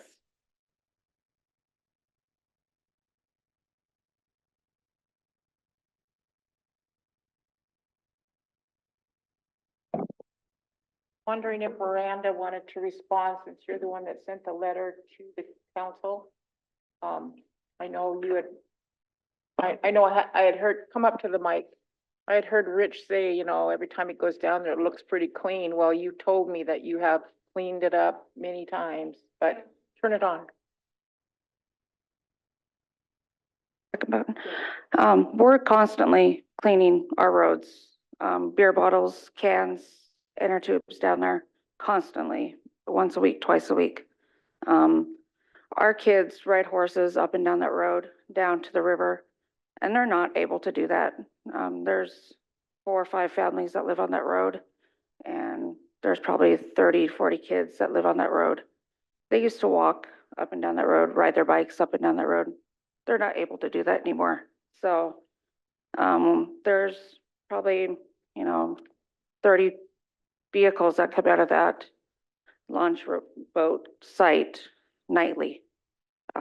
Missoula vehicles, out-of-state vehicles, flying out of that road. We purposely have our irrigation pipe go onto that road to get people to slow down. They go out of that probably 30, 40 miles an hour, and that's a slow vehicle. We have our corrals next to the road, our family ropes next to the road, and they just dust us out, and that's slow vehicles. So, this boat launch, it's horrible to live on that road. And, people have no respect, it's awful living on that road. And we're constantly cleaning up trash from this boat launch. So, but yeah, we are one family on that road, and we hear other families that want that boat launch gone out of there. So the other people that live on that road, they're non-members, so they have no say on what happens, from the tribal view. So, but it's just a pain in the butt to have that boat launch there. There's the river honoring site that people can launch from. That's what, 2 or 3 miles down. There's the sand dunes that people can launch from. So there's 2 sites in Moe's Valley that they can launch from. So it's not like there's a lack of boat launches in Moe's Valley. So there's other boat launches in Moe's Valley that people can launch from. So I'm not, sure why Locust has to be open. So, but yeah, we constantly are picking up from our road, and we go down by the river and pick up garbage constantly from there. So that's just our family. So thank you.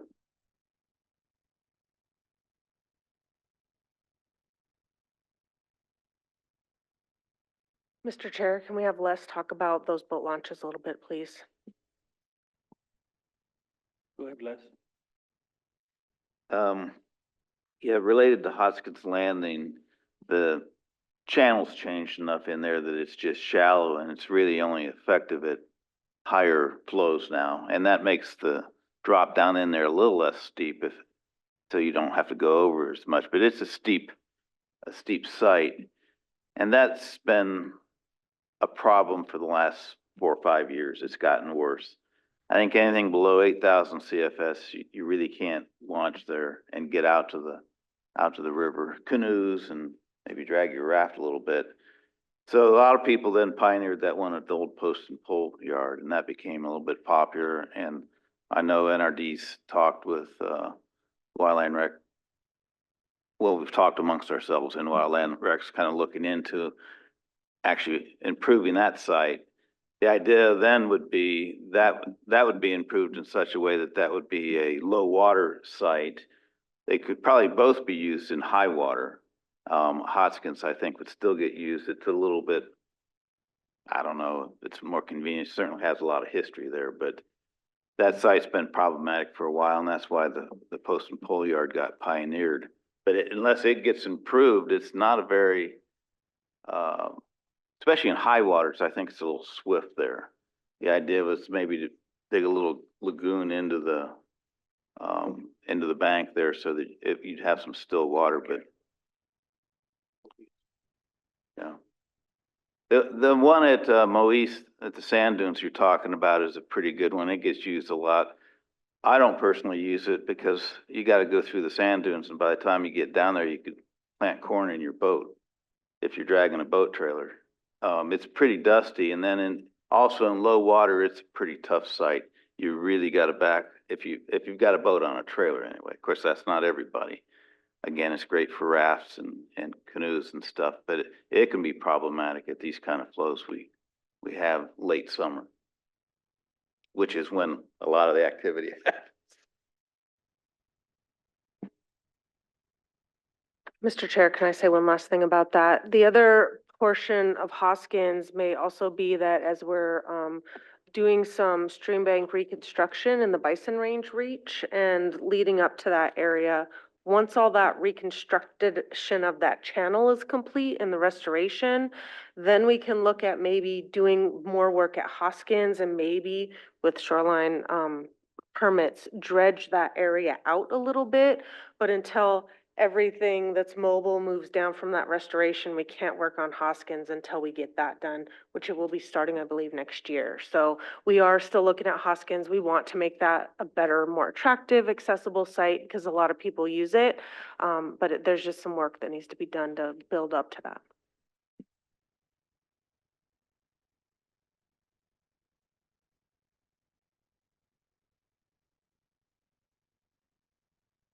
Sorry, I had Go ahead. one last thing. The Cultural Waterways Management Plan. So that will be coming up this year. I haven't written the contract for David Rockwell to start with us, but we have a large group of the tribal programs that will be working together. Recreation being one of those in my mind that we'll be addressing and probably mapping all the sites and looking at future development in relation to the cultural status of that river and thinking about things like people living along there and recreation impacts to them and those types of things. So this is an ongoing process, like that's just getting ready to get geared up. And the river's a large area and we have a lot of work to do and are just starting to do that. So I think you'll be hearing more of us talking about these types of sites along the river.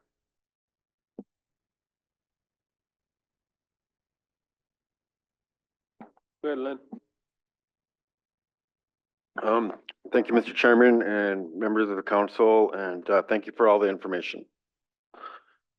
You know, I really am reluctant to close areas because what it does is it closes out tribal members, right? But we need to look at things differently in these types of situations. Because when I hear about resource damages, especially along the river, at least for me, the first thing that comes to mind are these out-of-staters, non-members that have no disregard and have disrespect for the tribes. Don't care. Many of them go out there without recreation permits, saying the tribes ain't gonna do nothing to me anyway. You know, a lot of them have that attitude. I've seen it firsthand. And in this incident, we have an egg lease. We have a person that pays for this egg lease, pays us yearly for this egg lease.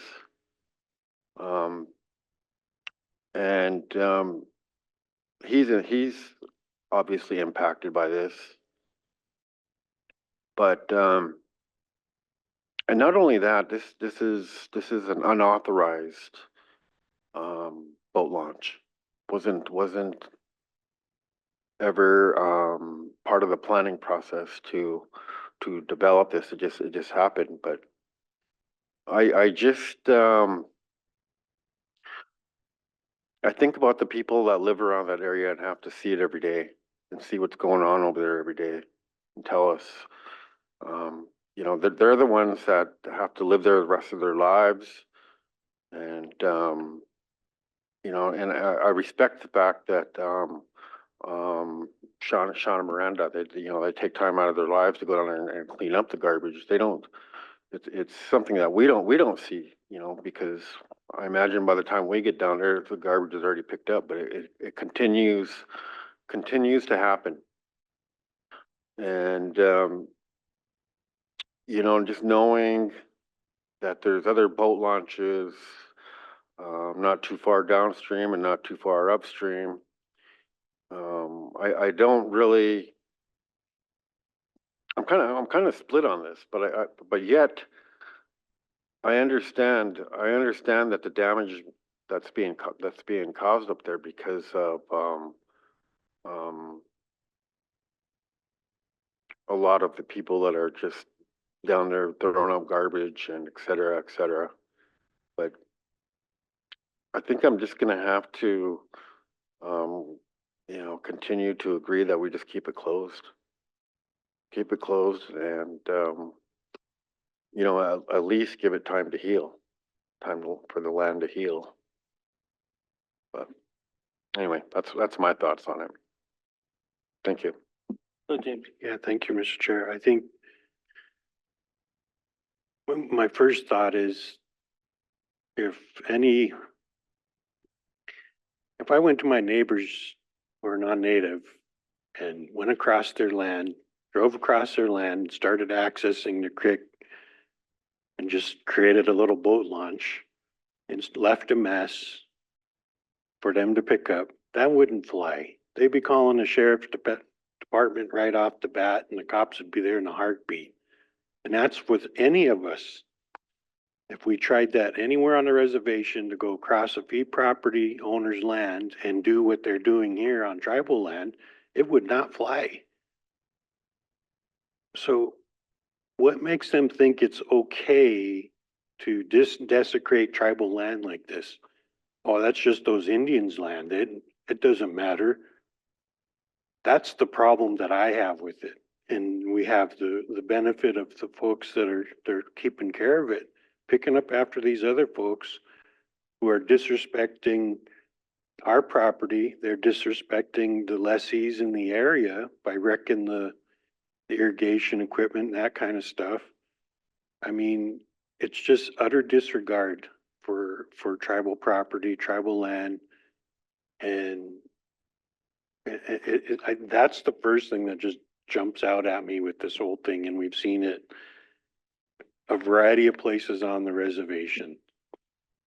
If we try that on a fee, if my neighbor, I love my neighbors, by the way, they're great. But if I tried that on their piece of property and they're non-native and fee landowners, it wouldn't fly. You know, so much for being good neighbors. And I do definitely think that we need to afford our tribal people the opportunity to recreate, you know, in established areas that we think about and we proactively establish them, not just these ad hoc places, but you know, if the people were using it and weren't, it still wouldn't be right. It still isn't right, but the fact that they're damaging the area, they're disrespecting the area, they're disrespecting all of us as tribal people because we all have ownership of that area. We all have a right in that area. And I just, you know, then we think about all those different areas where they just four-wheeled to beat heck on different parts of the reservation. They don't care because it's Indian land. It's tribally owned land and they don't care. And they're certainly not in here asking for permission. You know, they're not, you know, considerate of the lessee and the irrigation equipment. You know, I guess, you know, and I appreciate you all cleaning it up and picking up the trash and taking your time to do that, but people, you shouldn't have to do that. People should have common sense on their own to pick up their own stuff. You know, the saying is pack it in, pack it out. I mean, we camped out up in the Jocko and the South Fork and everything, and every piece of trash we had in there, we brought it out with us. We didn't throw it in the, it's just the way it was. You didn't leave it there. So I don't, that's my biggest problem is we tried it on any other fee non-tribal landowner's property, any of this stuff would not fly. Then why should it fly on tribal property? And we all know of different areas, and kind of reiterating it again, but we all know of different areas that on the reservation that is being abused. And anyway, thank you. good, Rich. I appreciate all the feedback that we've got today. The one thing I will say is it's, at least from our standpoint, and then the feedback we've got from our members is you know, the few that float is, they say that this is a midpoint access point to take out. And as well as, you know, it's difficult to tell who is littering. We can't tell, but I empathize with Miss DePoe on where she lives on a road and having to pick up garbage, with her family and just, you know, that potential there. I empathize with her. I lived on Timberlane Road for about 8 years, and it was a disaster, you know, out there, and it still is. I mean, I empathize with her very much. I mean, one thing that we collectively could do is do some further research for the council, you know, and maybe come up with a bona fide plan that can maybe segregate this area, and come up with a solution that we think could be beneficial for all parties down there, to try to do our best to post that area, and really be hammering it hard in the summer when it gets a lot of use. I know these are county roads, so I don't know if Lake County is down there patrolling much, or the highway patrol. I doubt it. You know, I really do. But when you have an access point, I mean, people are going to go to it even if they're not floating, or they're not doing something they're supposed to be doing. So I really empathize with those landowners there. Just food for thought, that if you direct us to go back and find some solutions to give you alternatives, might be the way to go. Len and James? Well, I guess the question I have is by closing it, are we causing a real hardship to anybody? Knowing there's other places they could launch their boats, you know, that's my thought. I don't expect a response, but that's just what I was thinking. I don't think, Councilman Two Teeth, I don't think it's so much in launching, it's so much in taking out. Is what the feedback I'm getting back is where tribal members are taking their boat out. They're launching from Sloan's, you know, and they want to take out there because it's an easier takeout point. It's less steep than Hoskins Landing. They can't use that one site anymore that's further down, or they have to go all the way to Dixon to take out now. I don't think it's more about putting in, it's taking out. James, then Daniel. Yeah, thank you, Mr. Chair. I guess just to not necessarily need a comment back, but just a thought, you know, if it's being used and at some point somebody says, well, it's been historically used this way, you know, is there an argument that could be made that, you know, they need the access to it because we haven't done anything to curb it in the first place? So that's my other thought. Oh, if you just, somebody's been using it for years, and then we haven't done anything to stop them, then is there an issue there as well? Go ahead, Daniel. Mr. Chair, no, I like the idea of coming back with additional options to see what we can do, whether it's the river honoring site or to fix the site down by the dunes. Those are fairly close. It's really less than a 5-minute drive to either one of those sites from Locust. And roads are already in both of those areas. And I don't think the traffic's gonna affect a lot of families at those two sites. Right now, with it being shut down, it slowed down some of the shuttle. There's a couple of little local businesses down there. There's a shuttle service that ran that I didn't know they were using that site until after it was shut down. Of course, there's 2 other access sites that he can use, and I think he's utilizing them now, but ease of access to Locust site was nice for him. And then, of course, when they're not being able to get out in town, we don't have very much as far as an economy down in Dixon. So anybody that floats into town or parks in town, if they grab a soda or something at anything local that's open or buy from the farm stand, they're contributing to our little tiny economy down there. So the landing down in town or landing down in the pole yard, something where they can keep coming. Our little town relies on those tourists a lot. So yeah, I'm looking forward to kind of what options you guys would bring back. Comment, Mr. Chair? Go ahead, James. Kind of teasingly, but I seen a video recently where they had a holdup at the Dixon Bar. The other thing is I talked to the Hot Springs, Police Department and I said, well, there's a jail at Dixon Agency if you need to use it, so. Cause he said he needed jail space, so anyway.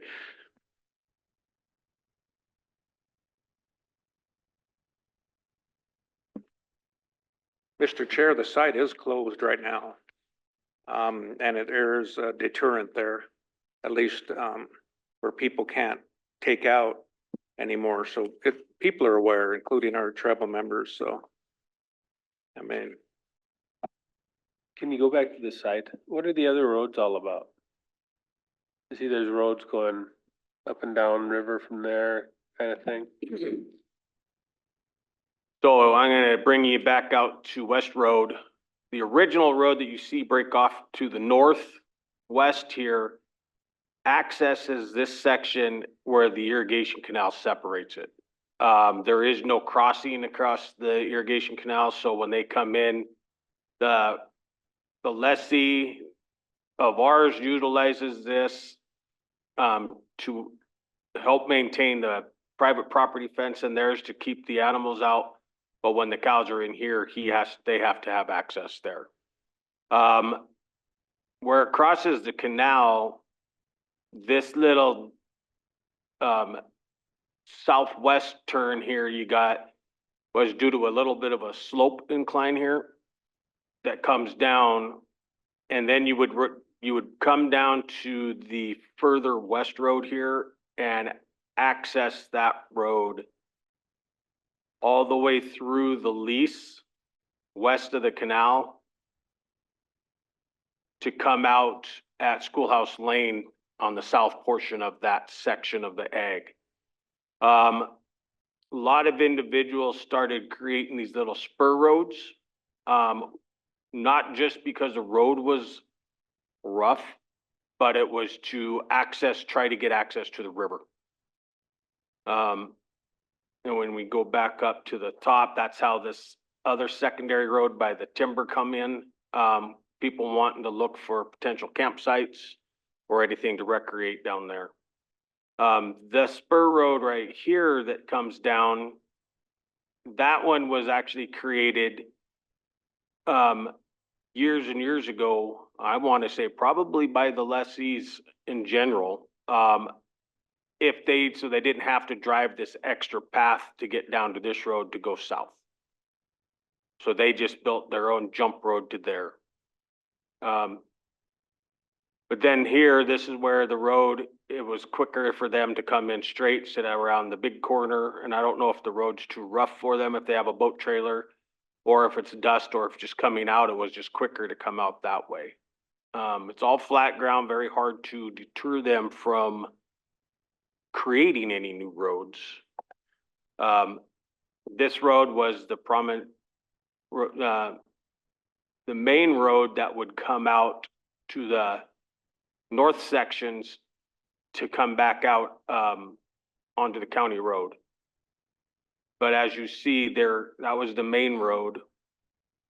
But there is a recreation site that was developed because of this nice little bench by the river. So they created a spur road into there, and don't know who or how or when it got put in, but that's how that one got created. They took a path with the least amount of trees to come in here instead of trying to go down a steeper slope or to excavate trees out of the way. So a lot of this area is roaded due to that reason. People coming in off the north section to get down to the river for campsites, to access to River Point, to go rafting for short floats or anything. Individuals that would come in here and camp and want to float, they'd float down to Locust Lane and get out and then come back to their campsite. This was the main road coming in for the lessee to come back down here. This one came out to keep the animals, where they would come out and take a look at the animals to keep them out of the river corridor when this was heavily used in the winter months. Season of use has changed on this due to sloughing of cattle during the winter months. So there's now the conflict between the ranchers and the recreationalists. And that's where, if we looked at this corridor there for recreation, we could, one of the plans would be to create that separation by fencing it. That would eliminate a lot of these extra roads coming in, where those roads would be uniformed where they're going in, and they could be monitored a lot easier by the game wardens. But it would also make it just more accessible for the rancher out there to be able to utilize it without that conflict. Good, Carol. Creating a hell of a weed patch. Every vehicle that goes through there is creating more. And I remember we bought parcel up from the, oh, what is it? The river honoring site. It was up on the bench.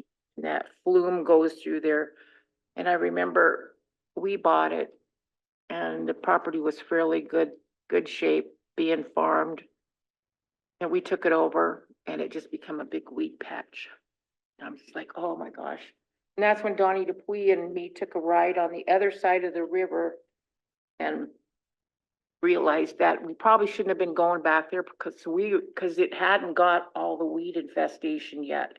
But us driving back there created probably more weeds in the area. So I think we need to try to cut down the roads. And whose leases are these? Do you know? This lease here is, it's a range unit, which is, Post Creek, Association. Shayla Chef, Jeff Wayman, Zim Lytle, Karen Chef. See, I don't mind people having access, but when they can just, look at all these roads. I mean, they're just all over the place. And then the four-wheelers and all that stuff start racing around. It just gets to be a bigger mess. And I don't know, I wished we could organize the sites that we currently have and make them usable. And then maybe I didn't know there was a site at the river honoring place. I didn't know there was a site there, but yeah, maybe build those up to where they're usable and in good shape. And the one at the Dixon Post and Pole, like we had originally thought, that would be a good idea too. Yeah, backups here. Just everywhere. Yes. Yeah. I know what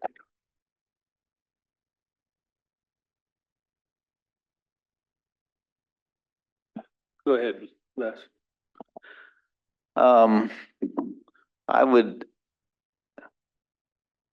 I've floated this idea to some folks before. It doesn't really take off, so I'll float it directly to the top here. But I think we can take advantage of the Lower River Management Plan that's coming up to distill these thoughts. But I think the council and our regulators and NRD ought to look at the model out on the Charles Russell Wildlife Refuge. And what they do out there, which is very effective, is they have good maps of the open roads that are available and they make them available. But what's key to their success, I contend, is that they mark the roads that are open. There was an attempt down here about 10 years ago. I wasn't part of it, and the wardens went out, put the signs out, and they had those fiberglass poles that says no road closed beyond this point. They stuck them right in the middle of the roads down there. This was before it got really, really bad. The problem with that approach is that people are just gonna run those over as they go by or pick them up, and then there's no way for them to know. But that alone, signing the open roads wouldn't go very far. What you need to do is get what they don't do out at the CMR. Of course, it's federal ground, they have maybe a little better enforcement or consequences of violators, I don't know. But there should be big metal signs at all these major accesses, like Buffalo, Sloan's, however people are getting down on the river, this area. And they should be advocating that we're open to recreation as long as you're permitted to do so and follow our rules. And one of our rules is only be on the roads that are marked as open or as seen on these maps that we're providing. And right in that sign, you should threaten that if you don't self-police, we're just gonna shut it down. You're gonna leave us no alternative. And I think that would go, you wanna set up a situation where neighbors are policing neighbors down there. And when one person sees somebody off on a four-wheeler where they know they shouldn't be, maybe they'll turn them in, or maybe they'll talk to them and say, don't ruin this for everybody. Now, I know you have the issue of shutting things down. Well, you don't have that issue. You've shut other places down for non-members, and it's only the members that you would allow. But I think if you could set up a dynamic down here where people would understood this is a real threat, it's private land, and we can shut it down, and we will shut it down if you don't start behaving and playing by our rules. And this idea of just marking the open roads can afford the wardens that issue, like Rich just brought up. What is a road? You know, there's roads everywhere down there, but you're only allowed on the ones that are marked, and usually they do it with a stake and a little green blob there. But I think that model has potential down here, along with the threat of this is private property. And if we don't get a handle on it, we're just gonna have to close it down. Talk to the CMR out there. It's effective out there. And, you know, I'd be pissed out there if I saw somebody well, of course, they're not threatening to close it down out there. So there's not the self-policing thought, but I think the threat of actually closing this down people would start to respect it a little bit more. Everybody enjoys it. It's a beautiful place. But there's generations now of people that are buying $50,000 off-road vehicles, and they think it's allowed down there because it looks like it's allowed down there. There's not really that good a signage, and the signage are a problem because if they're not substantial, they're going to get pulled out, just like those road closed signs that I saw pulled out 10 years ago as people drove by. You got good ones, Yeah, but you got more. yeah. So just a thought, and I think something like that, an idea like that, might be considered in development of a plan, and then identifying these places that are you know, clearly used for launches and stuff. Just a thought.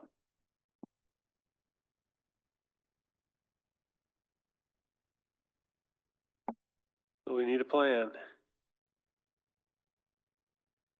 Thank you, Mr. Chair, members of the council. It's presently closed as is, right? Yeah. So, Give us Thank- some time. go ahead. Thank you, Mr. Chair. Yeah, listen to Chris, what he was talking about, the CMR. I went from the west side clear across to the east side. And you're right. You know, the federal boys are there to patrol that, you know, and you don't see a bunch of roads going here and there. They hunt that area and everything, but they gotta walk when they go. You just can't jump on a vehicle and go across the flat. You know, but we're talking about federal land, ours federal land, but it's tribal. That's the bad part, because it's tribal. And they don't give a damn about tribal land. You know, they make a road wherever you want to go. And that area down there, both sides of the river is like that. I mean, there's roads all over it down there. You know, and it's too bad that they do this. You know, and I you know, about the young lady back here talking about all the garbage and stuff. You know that was going to happen. All these roads going down there, you know. It used to go down by the Oh, uh, the Matt guy, Louis, is that his name? Obi Matt's place down. Yeah, that used to be, that used to be the only road I ever see that went down through there, and he had that pretty well contained and nobody went back in that country, you know? But, now you go back up the river and then where the sand dunes are and everywhere else, there's Spears Road is all over out there, you know? And, like I say, you know, it's awful to go out there and you can see all these tracks and new roads and wherever else you want to go, there's roads all over there. You know, and, we might have to think about that, closing them, you know, like Ben said, you know, it's kind of hard, kind of rough to close it for our members, but they're part of the problem too. You know, and it's just not the non-members, but there's a lot of problem there. But we have to just think about what we want to do with this. Are we going to close this, or what are we going to do to keep these areas clean and whatever, like Carol said, weeds all over hell now down there. You know, and what's going to happen with the areas over there by the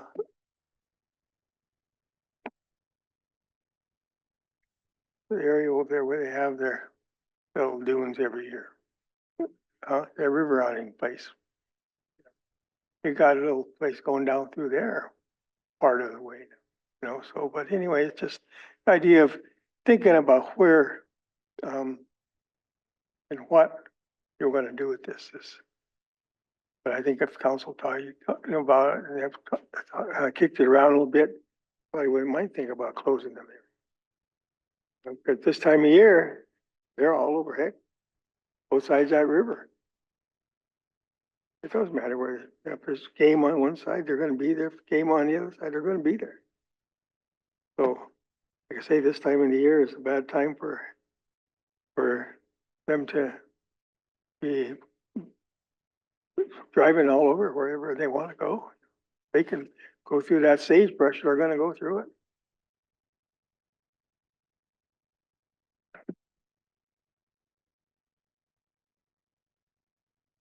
Anything else? Like the plan is to maintain the closure and get the cultural waterways management plan started and figured out and identify the actual recreation areas that we actually want to make official. Establish access to those that's obvious. Close any other roads. I would recommend huge fines. Possibility of confiscation of all equipment. And if that would happen 2, 3, 7 times, people would start saying, wait a minute.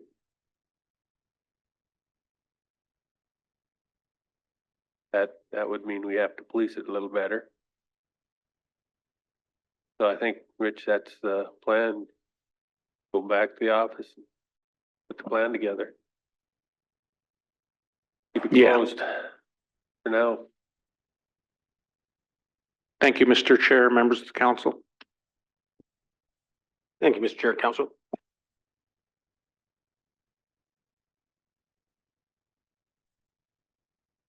Welcome. Good afternoon. We've got people jumping around out here, so.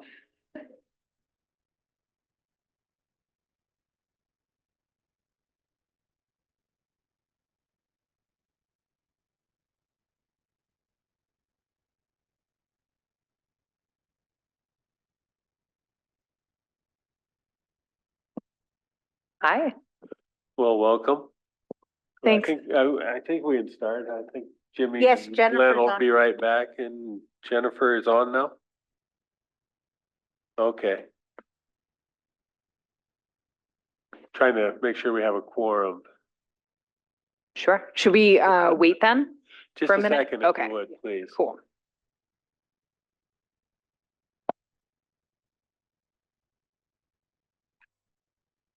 We do have a couple members missing. They're at a conference in Washington State, so. It's always fun trying to get a quorum sometimes, end of summer, into fall. It is a nice day. Where'd you all come from? Everybody's from Missoula? Cool. That's not too bad. I always like that coming over the Ravalli Hill. Yep. Are you all from Missoula? Originally? No? Poplar? Oh, yeah, get me past about mid-state and I'm done. No, I'm going home. I've been there once. It's cold. I've been there once.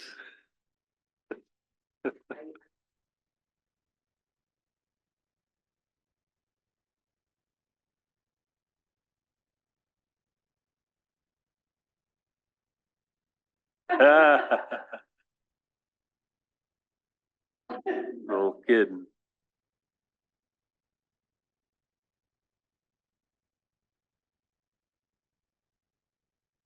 Wow. Never left.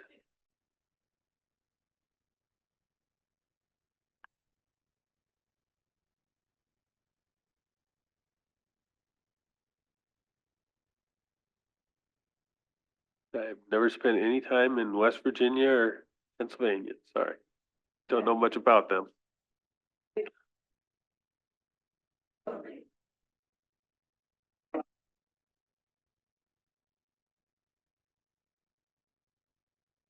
Okay. We got one more, but he's indisposed for a little bit and we have one online, so I think we can go ahead and start.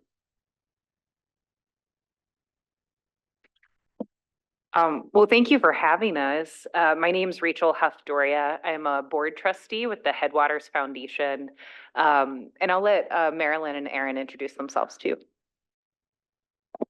Yeah, hi everyone. I'm Erin Switelski and I am the program director at the Headwaters Foundation. Good afternoon, everyone. I'm Marilyn Breuer Zimmerman. I am a citizen of the Nakota and Dakota people. I come from the Fort Pecos and Boyne Sioux Reservation in the northeast corner of Montana, which we know is next to Canada and North Dakota. And I moved to Missoula to take the position as the founding director of the National Native Children's Trauma Center at the University of Montana. And I retired 2 years ago, or 1 year ago, 1 year ago, in September. So I'm very excited and I'm a trustee with Headwaters. And you just didn't run right back to Poplar? I did not. Oh, behave now. It's my people in my home. So we just wanted to be here today to share a little bit of information about Headwaters Foundation with you all and get to know you a little bit more. So you might know this, you might not. The Headwaters Foundation was established in 2017. It's a health conversion foundation. So it was created when the community hospital in Missoula was sold to a for-profit organization, and then all of the assets went into a trust. And then the folks at that time determined to turn that into Headwaters Foundation, which we know today. So this foundation serves the 15 westernmost counties as well as the Flathead Nation in this area, and our mission is to work side by side with Western Montanans to improve the health of our communities. And we focus on the upstream social drivers of health, focusing in particular on early childhood access to healthy food, housing, and youth mental health. Our core values are to honor and build community power, build trusting relationships, be accountable to our communities, elevate equity in a trust-based way, be transparent in all we do, and honor tribal sovereignty. So happy to pass this to Marilyn to continue the conversation. I don't know, however you would like to take questions along the way or have more of a discussion too. I didn't know if you wanted to have us introduce ourselves to you. Yeah. You want to start, Carol? Good afternoon, I'm Carol Langford. I represent the Ronan District.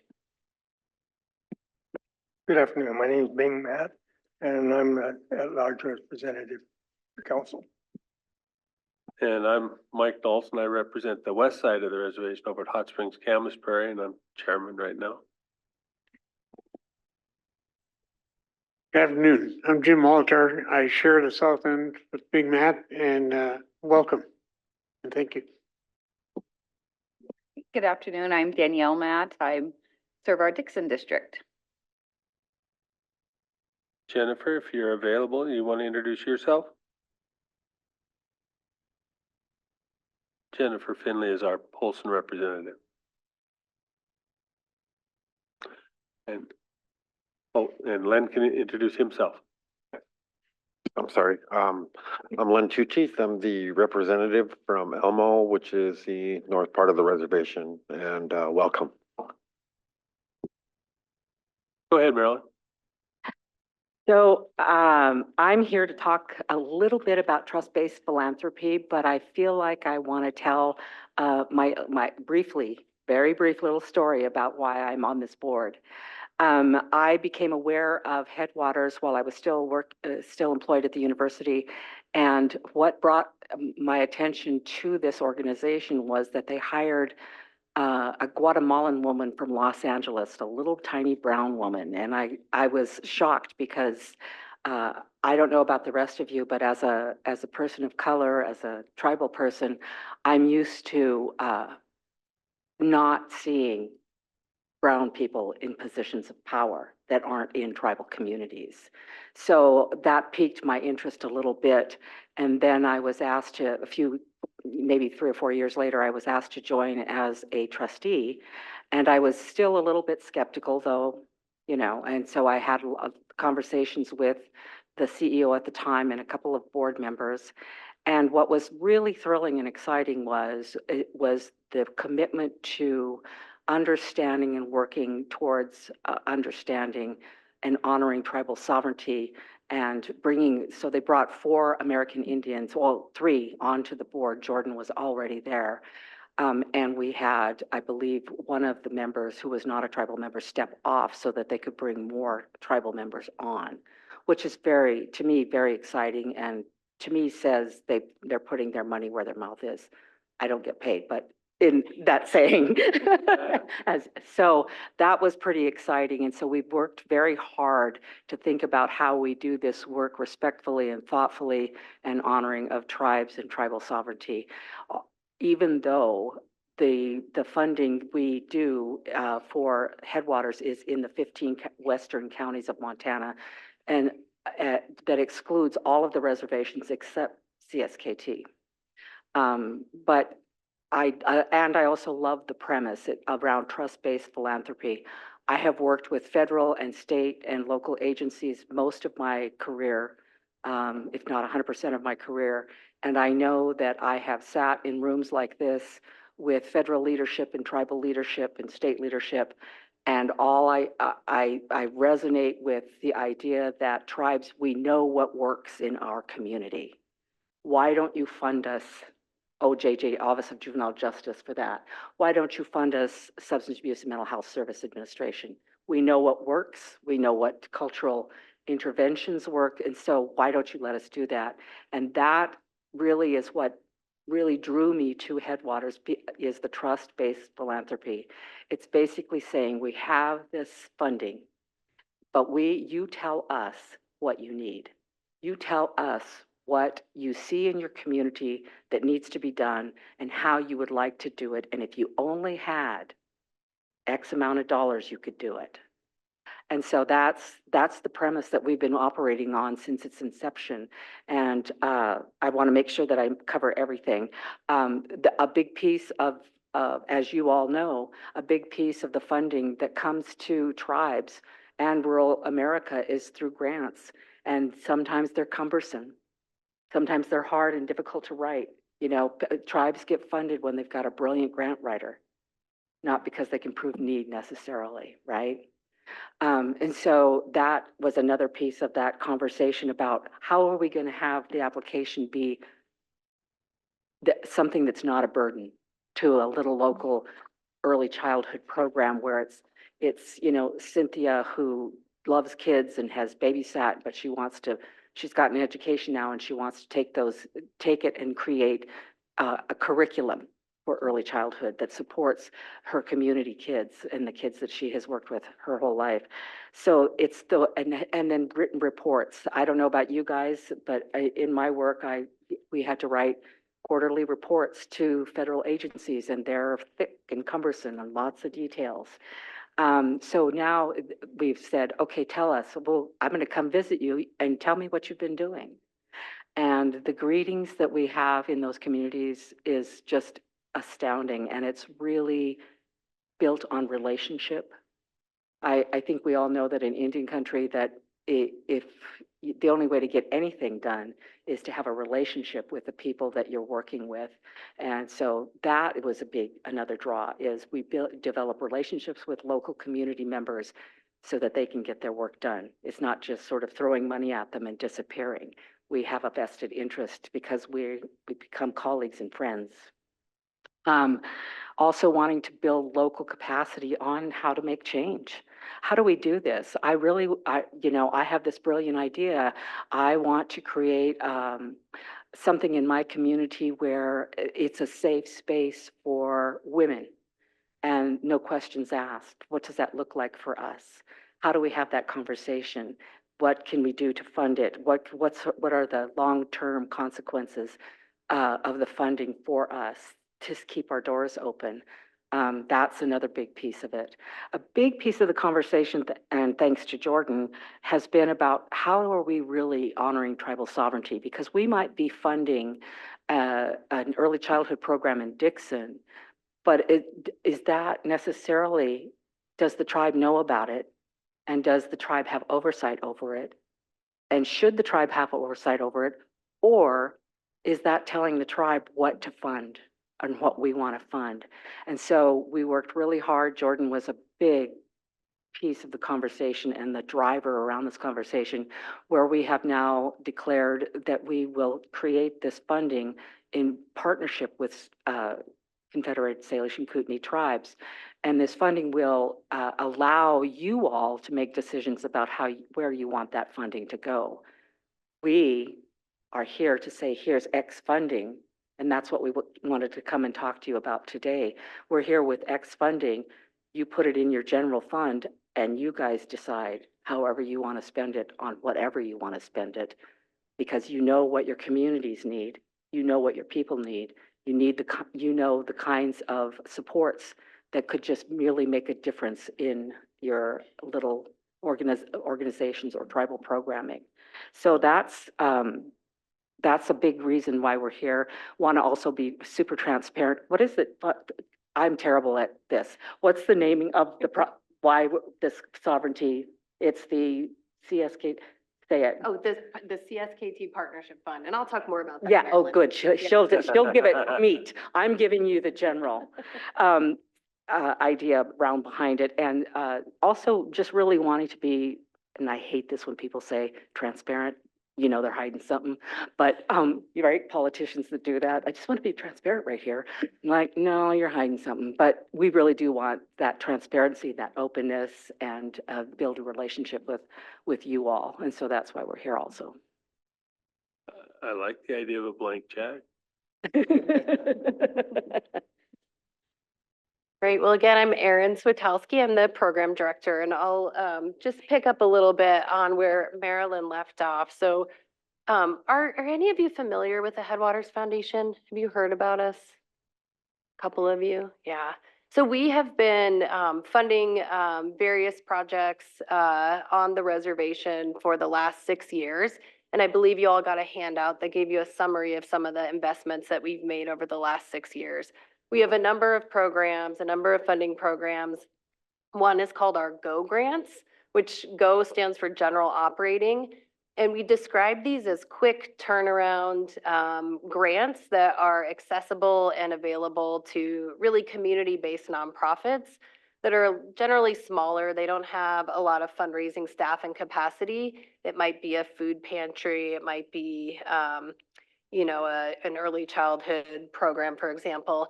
And they're able to apply online through our website at any time. And if their work is a match, if the mission of their organization is really a match for the program, then we can get funds out to them within 2 weeks usually.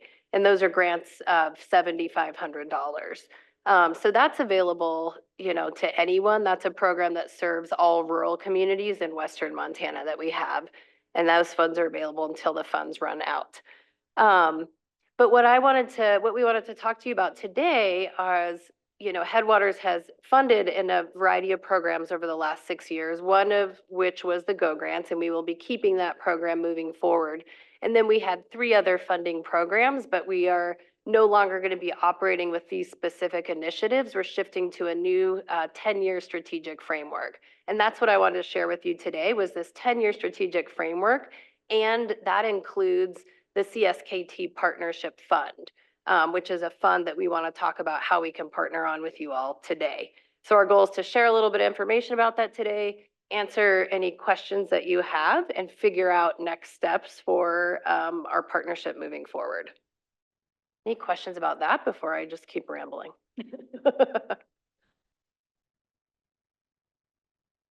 Tell us more. Tell us All more. right, I'll tell you more.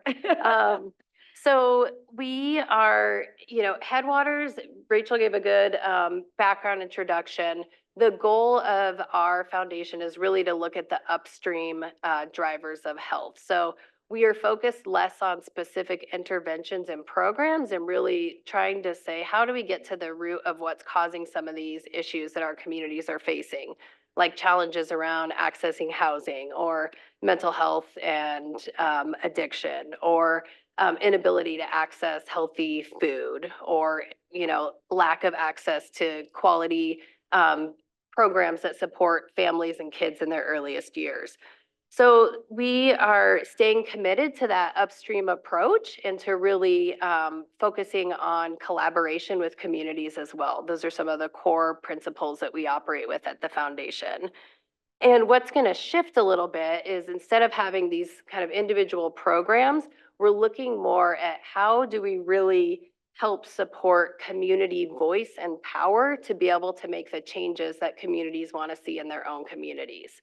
So we think about it as 3 strategic pillars. So pillar 1, we're calling engaged families. And this is really around how do we engage parents, caregivers, and youth to think about how they can change the systems and policies that impact their health and their lives.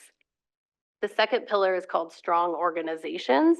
And that's really around how organizations are equipped to really help youth and families engage in some of the advocacy and in the systems that impact their lives. And then the last one we call the supportive ecosystem. And the way I think about this is, how do we start to make shifts in some of the cultural narratives that are out there and ultimately in mindsets that people have, so that we stop sort of putting the blame on individuals and start thinking about where we can make shifts in a system so that the systems can be more supportive for families, for youth and families. So that's all, I know, kind of a lot of like jargony words in this big framework, but essentially I think what it boils down to is how do we support the work of individuals. In particular, our focus is on youth and families. So we're interested in families, with kids 0 to 18.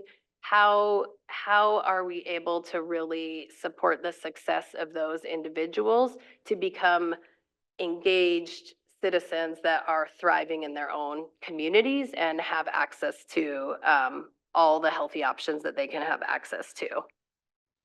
So as Marilyn mentioned, we do this through a number of things. Grant making is a big part of what we do at the foundation. We do some other things like help with convening, or we have a space in Missoula called the Confluence Center that's free for nonprofits that want to have meetings. So just a plug there, if anyone ever needs to have a meeting in Missoula, it's a great free space to bring people to in downtown Missoula. But the biggest tool that we do have is the grant making. And so we have created this CSKT Partnership Fund with the idea that Marilyn shared, where we can say, hey, how can we collectively talk about what are some of the solutions that you guys see. You know your community is the best. You know what the challenges are and what the solutions are. So within the framework around social drivers of health, where do we align? Where does the work of the tribe, your programs, your services, any of your work align with our mission? And then how can we make grants to support that, or one grant that would allow you guys to support that? So essentially, we don't have a process. We've never done this before. This is something we're learning as we go. In fact, it's kind of a model that's piquing interest of other funders around the country to say, how do you do a partnership like this with a tribe? But we are really looking to you all today to say, to guide us in next steps, whether it makes the most sense for you all to assign somebody to work with us on thinking through like what programs and projects, or we also shared, Marilyn and I had the opportunity to meet with Greg and Jordan and talk a little bit earlier, and just to understand what some of the needs are within the tribe. And one of the things that we shared that I want to share here today as well is that our funding also can be used for things to help kind of increase capacity and coordination within the tribe. So we know that a lot of funding is only available to be used for one specific program or service, and that there's sometimes a need for more flexible funding that might help you leverage across different departments, or just be more strategic with all of the different programs that you do have operating. And so that's the kind of conversation that we can have, is like looking holistically at what the needs are, and then determining how the funding, determining how the funding would best be used year over year. So I'm going to stop there because I think that was a lot. Yeah, and see what questions you have. No, that was a lot, but so the question is, I guess, with a partnership versus all of you, I mean, want to thank you. You guys have supported, it looks like NAR, some SKC projects, of course, our food sovereignty program. You guys have supported us in many different ways over the last several years. And if we go into a partnership and all that is all that funding like bundled together, or do we still apply separately for these other programs to continue? I guess, how does that work? Yeah, so the way that this funding would be specific funding for tribal programs. So for programs that exist within the tribal government, we would still fund separately community-based work. So we would imagine we'd still make grants to, we support some cultural work at SKC, for example. So we would still do that separately. So we wouldn't expect that the tribe would be thinking about all of the community-based organizations and their goals, but that this would just be specific to work that you are doing as a tribal government. Carol? I work a lot with the drug courts and Never Alone Recovery, and they're doing a lot of really good things. And the most recent thing is Project 30 over here with the 30 houses. I think the 30 duplex, or there's 30 homes, I believe, in this duplex, and they're providing that for people in recovery who are coming out of treatment and things like that. So that's really been, to me, one of the most exciting projects that we have going. Never Alone Recovery, I'm glad to see you're funding it. I know the tribes provide building, but I think more additives to that is really good. But the other thing I wanted to mention, we're building 3 skate parks on the reservation with Pool Works, which is Jeff meant, I'm sure you know, and we got one coming up starting on the October 7th here in Pablo, which we never thought there would be anything ever in Pablo because we could never afford it. But there's little things that need to be done along with these parks. And I think Greg, he's here. He's found funding for a lot of this stuff, but it also would be nice if we could do things like signage. We need to get the grounds worked. He's found some funding for that. But if we could find funding somewhere else to do those kind of things, then he could shore up that money for repairing homes for tribal members. Yeah. Which I think is just as critically important, but providing something for our children to do in these areas, in each one of these communities is important. And we also found out, I think it's 350,000 or maybe it's 600,000, we got awarded for a children's playground right next to the skate park in Ronan. And it's a pilot project, a national pilot project. And it's bringing in funding and allowing us to get the equipment a lot cheaper. But then, of course, we're gonna do a pickleball for adults. So it's kind of like an event place for all ages. Yeah. And so, yeah, we're just doing things like that to hopefully booster. And then we need a path too. And we also are looking at a path for Pablo and a basketball court. So there's things that still need to be done, but I don't know if you fund those kind of things. You know, I know there's some people that won't touch it, like Town Pump, you know, they don't do Yeah. things like that. So anyway, I just wanted to bring that, but that's community things that are happening and it's, to me, is exciting. Good to see. Yeah, that's great. Thank you for those, Carol. I appreciate it. I just want to mention, because I just happened to be on a call today, and I'm sure that you guys, somebody's probably aware of this, but the EPA is rolling out a whole bunch of environmental justice grants. And I think a lot of them would fit a lot of the projects you just mentioned. So I can send some follow-up information about those grants. There's several tiers, and I think different entities could apply for, I don't know if different departments could apply for them. I'm not sure the details, but I think the application's supposed to drop in November. And these are, could be pretty large grants that could support that kind of infrastructure. They're looking for like shovel-ready types of things. We actually have the Dixon site that's shovel-ready along the river, a boat launch. There's other things that, for that community. And the reason why I think Head Start has never really gone into, because there's not a lot of kids down there, so it has to be feasible to start up a ECS program. And so, but transportation for those, I hate to put a little kid on a bus, but you know, if that's an option, that might be something we can do for getting kids to a classroom somewhere. You know, free up family, I mean, moms and dads to go to work and do things like that and know their children are safe, so. I Yeah, think, but shovel ready is definitely Dixon, and Mary Rose Bacon, I think she wrote a grant and wasn't funded for it, but it was a pretty good, complete project, and I was really excited, but it never got funded, so. But it's ready. I think that that's exactly what we're hoping for is what you guys have, you two have described already is really what we're looking for. There are things that you guys, grants won't pay for. The general fund is overwhelmed, right, by the needs of the citizens. And so that's where we can really make a difference, I think, and I like it. It's very creative.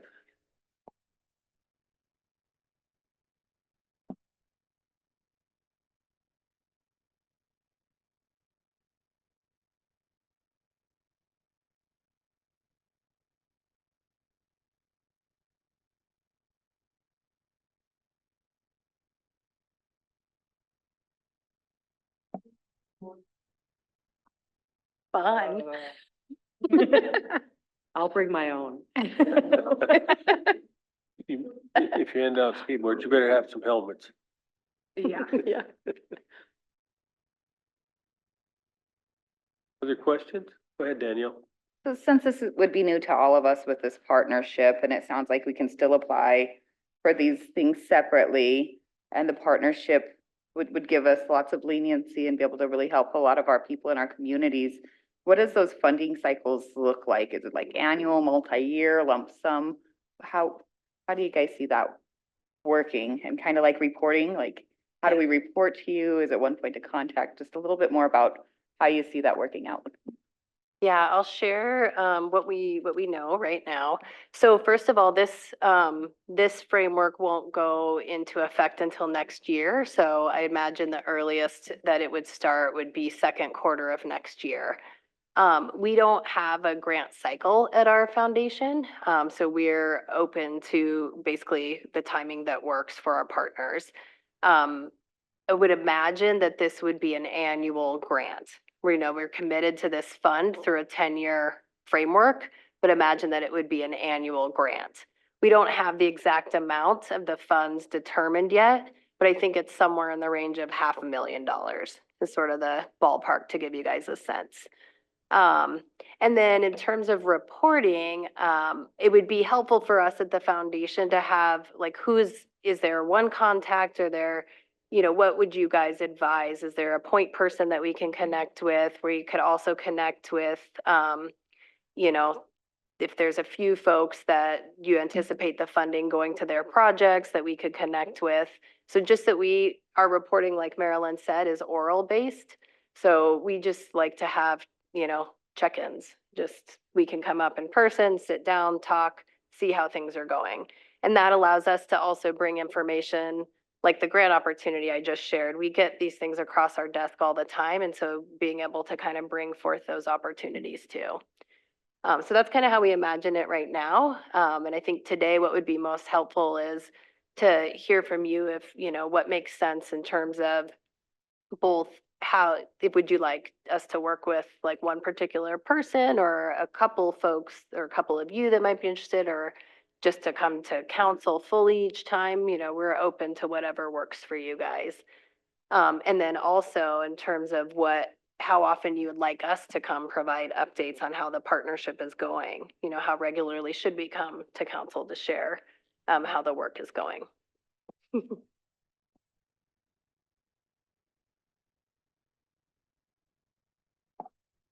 So in this partnership, you're anticipating us getting together with you to talk about what kind of scope of possibility there is for the year? Or do you want us to talk about that and present a scope of what we're thinking about for the year? Or either of those things would work via sort of a committee or maybe a full council? I think either of those would work for us as well. Yeah. So I think we're really looking to, you all, we'd be happy to meet if there's, if you determine there's a committee that wants to focus on this, I could come share more details, make sure everyone understands a little bit more about the foundation, the new framework, after you've processed, digested, thought about it a little bit more. But I think really it is looking to you to say, what are kind of the most pressing needs that you anticipate wanting to put your funding into? And the other thing I will say is that through our approach as a trust-based funder, we also, we don't expect like a huge, long laundry list of deliverables. This is really around like, this is the goal that we have for the project and kind of the things we expect to happen. And then through those conversations, we understand when there's barriers or challenges, and maybe something that you thought was a top priority when we talked initially has shifted because the context had changed. And so we can shift things as needed through those conversations. Also anticipating that because we look forward to a 10-year commitment to the Confederated Salish and Kootenai tribes. I'm not sure what your elected, when you come up for election, that it would stay forever, no matter who's elected. That's what we're looking for too, is some sort of continuity for the funding. Go ahead, Len. Thank you, Mr. Chairman and members of the council, and thank you for that information. That's really, really vital and important. One of the most important projects that we are proud of and that we got off the ground was our food sovereignty. And we want to thank the Headwaters for your guys' support in that, and something that we still strongly support. Understanding the importance of how it helped a lot of our people. When you see the price of groceries going up, it's just crazy, really crazy. And then knowing that our food sovereignty program was able to do weekly food deliveries. Now that was huge. And so my question is are we able to do a continued partnership with you with that project in addition to other projects that we would like to work on, or how would that work? Yeah, I think the vision was that any projects that we funded that are government projects would come through this funding. And so it'd really be at your discretion to determine now, instead of us individually reaching out to departments and learning about the programs, it's really kind of funneling through this fund for you all to set the priorities for us to do that funding. So that's separate from the community-based funding, but that's how we envision it working within the tribal government. Great, all right, thank you. Yeah, good question.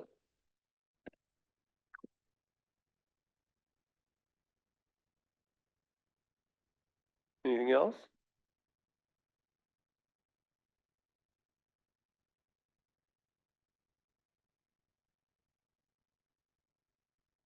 Any other? Go ahead, Daniel. Right, so like for your Go grants, can anybody put in a request to you? So just me, if I wanted something for my small community to do meals and have enough food on hand to help people get through till their next food stamp cycle or commodity cycle, something like that, I could apply for something like that, or does it have to be out of an organization? It does have to be out of an organization. So we can only fund nonprofits at this time. Yeah. But, you know, I would recommend talking to like the food pantry there, or, you know, if you want to call and we can have a further conversation about maybe you know of an organization that's never applied for a grant, that we could kind of help them through that process. And then Erin, am I right too? I think we've also, for Go grants in particular, have funded like schools and certain things a little bit outside of nonprofits, but still like entities.